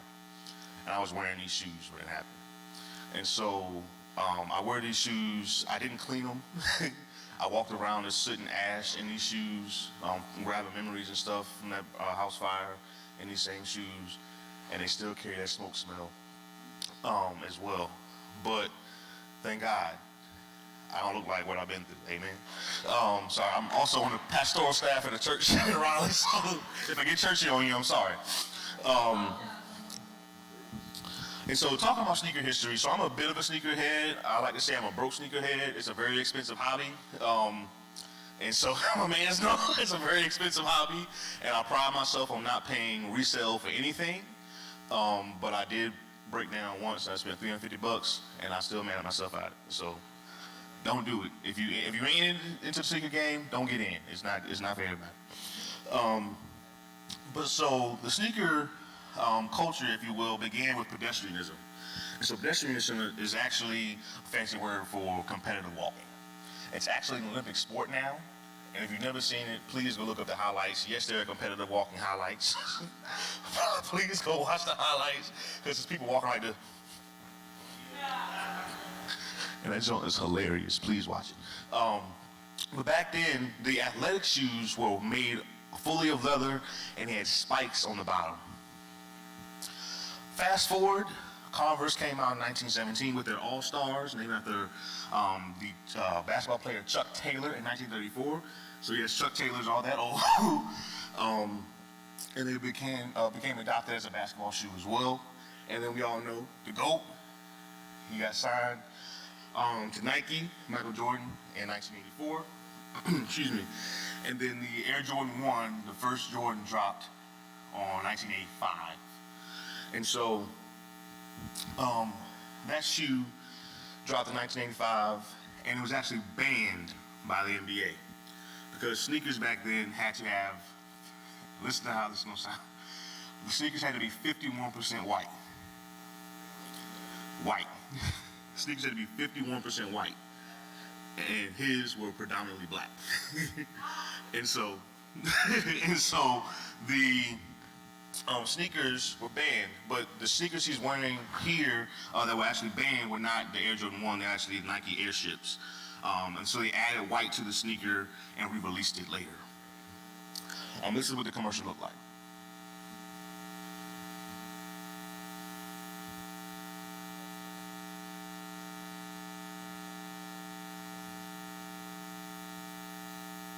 Literally him dribbling a basketball. They pan down to the sneakers.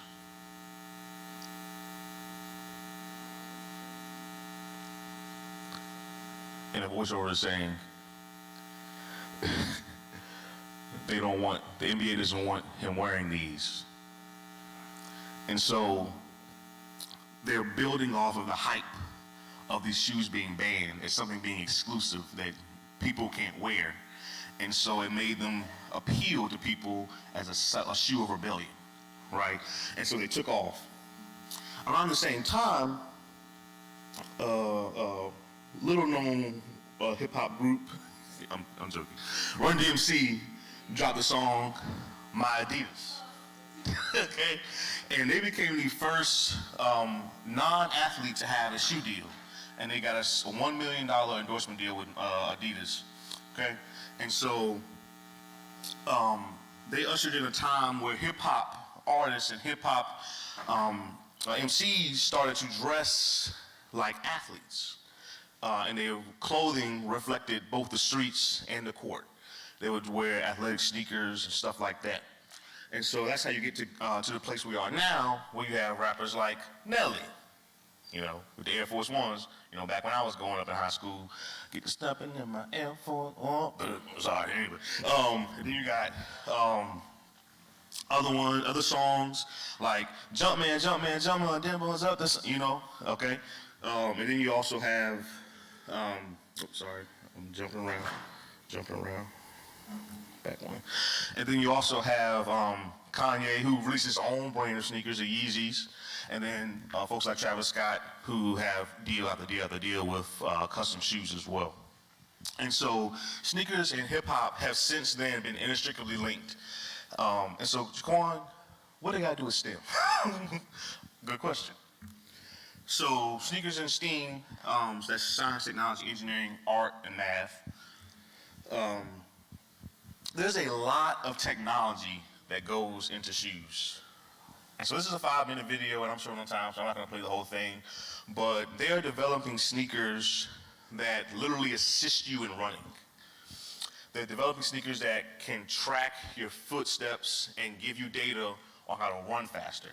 They're creating sneakers with technology built into them as well. And so there's going to be a influx in STEM in sneakers.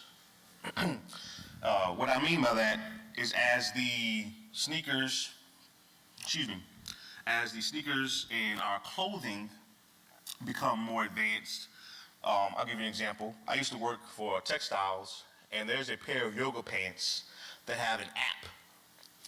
And the yoga pants app will tell you how well you're doing the yoga pose. As they're developing technology like that, they're developing clothes that help you recover faster from exercising. And as they're developing that, they're also developing technology for your shoes as well. So for example, you have smart sneakers. These shoes connect to an app on your phone, and this is kind of old technology now. Nike had this app back in the day that connects to your phone and tells you your pacing and all that good stuff. And you're gonna have to be, we're gonna need app developers in sneakers. Engineering, we're gonna need engineers as well, material developers. So patent leather, for example, rubber, et cetera, we need people to develop these materials. We need people to develop the materials that are gonna go on the shoes. And we also need people to focus on sustainability. Oh, you okay? We only get one Earth. We only get one Earth, and so we need people focused on sustainability as well. Nike and other companies are developing ways to make shoes more sustainable. And so like I have a pair of Nikes that actually have cork mixed into the bottom of them on the sole. And so we need people to develop materials like that as well. And then finally, art. Obviously, this is an obvious connection. Sneakers have to be designed, right? They have to look good. People to wear, well, not all the time. I don't think Crocs look good, but that's all I wear.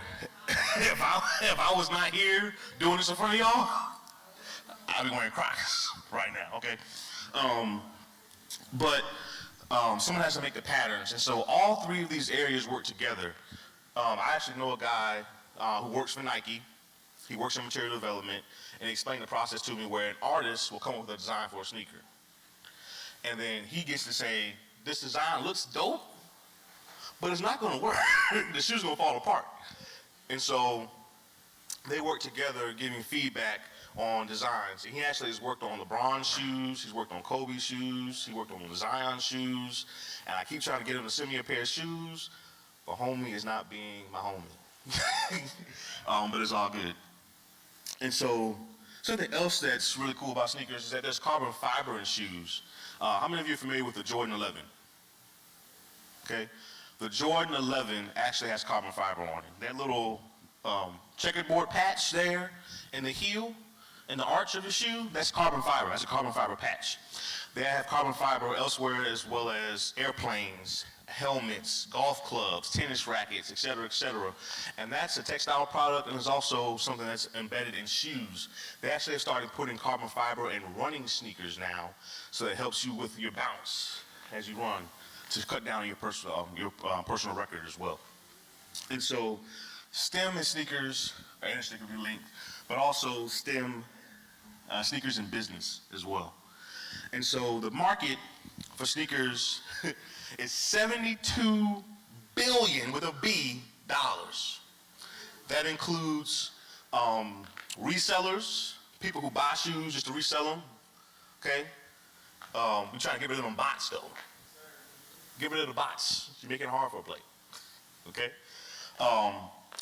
And then they actually projected growth for the sneaker industry up to $100 billion by 2027. You can get a piece of that. We got people out here reselling shoes. That's an entrepreneurial venture. And the resale market by itself is worth $10 billion. Just the resale market. Nike had already made their money off the shoe. Then here I come, reselling the shoe and getting my money off the shoe. Okay, and that's worth $10 billion. Then you have online resellers that have become huge like StockX, GOAT, eBay, et cetera, who've made millions and millions and millions of dollars off reselling. And then you have your brick and mortar resale stores like Swish, Chances, et cetera, et cetera. And so the sneaker market is huge. And so the business is multifaceted as well. You have merchandising, where you have to, those are the people who create the store displays. See the mannequins with shoes and all that good stuff. Supply chain, which you may be familiar with due to the global pandemic, where we got to get this stuff from point A to point B, right? And the supply chain is essentially all the business associated with getting a material from raw material to in your hands as a consumer. Marketing, I'm not gonna explain, you know what marketing is. Analytics, accounting, human resources. All these companies are companies. They are corporations who have a desire for people in these fields as well. And sneakers can be a gateway to that as well. Now, before I wrap up, I have an activity for you to see how keen your eye is. So on this page right here, I'm gonna go back because some of y'all will be cheating. On that page, there are 25 blocks. 24 of them are the exact same. One of them is different. Can you tell me which one is different? I'm gonna give you 5 seconds to do it. 5 seconds. 5 seconds. You said 10? Can't do 10. I tell you my Cash App, I can do 10 now. All right, y'all ready? 5 seconds. 25 blocks, 24 the exact same. 5, 4, 3, 2, 1. Which one was it? I ain't heard the right answer yet.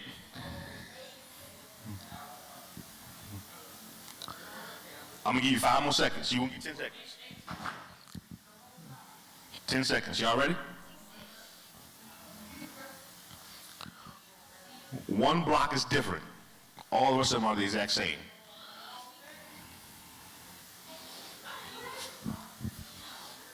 It's not a trick question, I promise. One of them is different. B4, that's correct. B4 is the right answer. So B4 has a tiny bit more green in it than the rest of them do. Okay? And if you're gonna work in sneakers, if you're gonna work in business and you have a trademark, that little bit of difference makes your logo, whatever the case may be, off-brand. It's off-brand. That's not your brand. And then there are also people who work in color chemistry to develop these colors as well, make sure that the colors stay the same on your shoes, on your shirts, et cetera, et cetera. And so that's all STEM. That's all science, that's all technology, that's all engineering, that's all math. I'm gonna give y'all another try. Give you one more chance. 25 blocks, 24 the exact same. 5, 4, 3, 2, 1. I hear. I'm gonna give you one more chance. 5, 4, 3, 2, 1.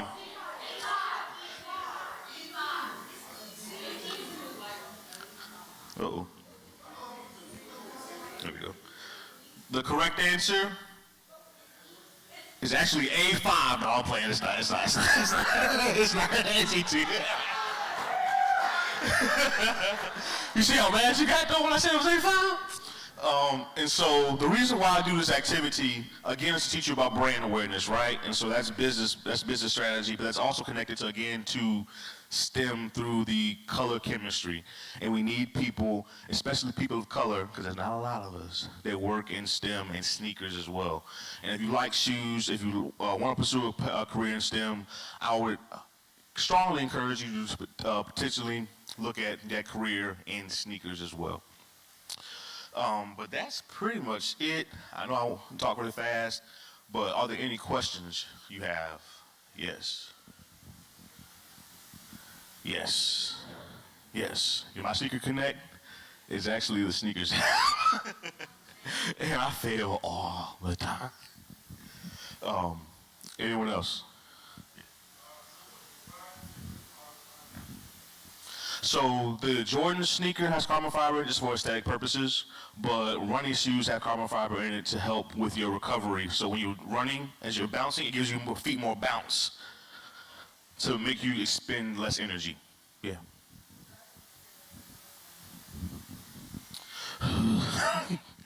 And so that's really going to depend on what type of shoes you're going to resell, and the ones that make a lot of money are going to cost a lot of money. The question was, if you want to start a sneaker business, how much money do you have to spend? And so, for example,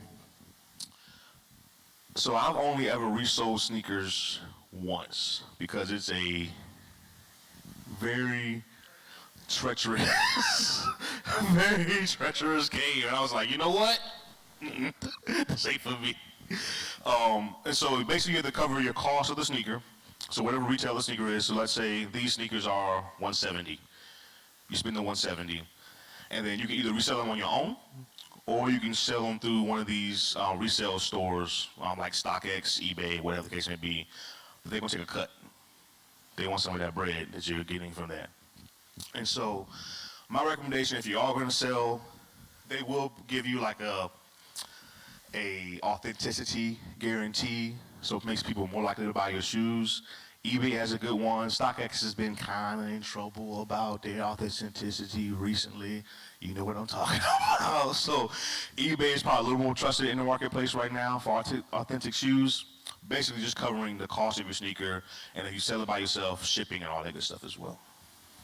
Yeah. Yes.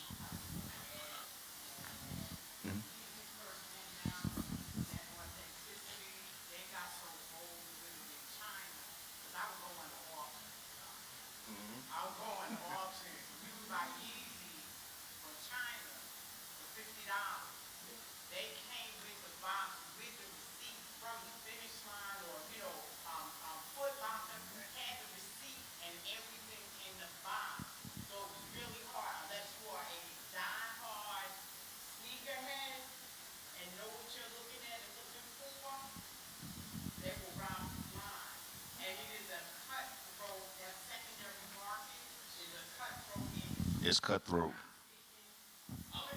And people out here buy bots. That's another expense you got to consider. I don't recommend it. Don't do it. But people buy bots and have people creating software to replicate sneaker purchases really quickly. Then you have to cover the cost of if your homie gonna buy for you, you got to pay him as well, et cetera, et cetera. Question over here. Yeah.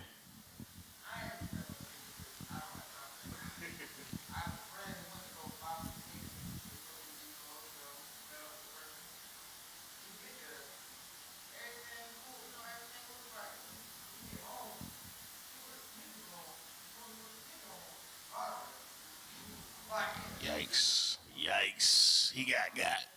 Okay, I'm gonna give you a quick tip. If you're buying Jordan 11s, Jordan 11s specifically, because they have carbon fiber. If you're buying Jordan 11s, push your thumb into the carbon fiber. If it bends, it's fake. It should not bend. Push your finger into the carbon fiber, okay?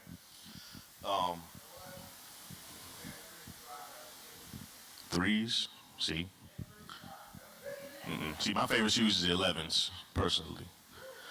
But that is it for my presentation. Thank you all so much for humoring me. Thank you very much. I'm gonna turn the mic back over. Awesome. Guys, we're actually going to have a Kahoot game. It's an interactive game to see how much greatness you have. As we get set up, give us about 5 minutes to get plugged in. But it's going to be a live cipher that actually happens after this game. So the winners of this game is going to actually help be a part of a cipher with my guy, both Jerusalem and also my guy, Flow Essence. So get ready, let's get it in. You searching for answers, I do not know nothing. Woo. I see him tweaking, ain't no something's coming. Woo. Jumping, them boys up to something. Woo. Jumping, what you expecting? Woo. Shout out, Michael Jordan, Justin, text me. Woo. Jumping. I just seen the jet take out, they up to something. Them boys just not bluffing. Jumping, them boys up to something. She was trying to join the team, I told her wait. Chicken wings and fries, we don't go on dates. Noble.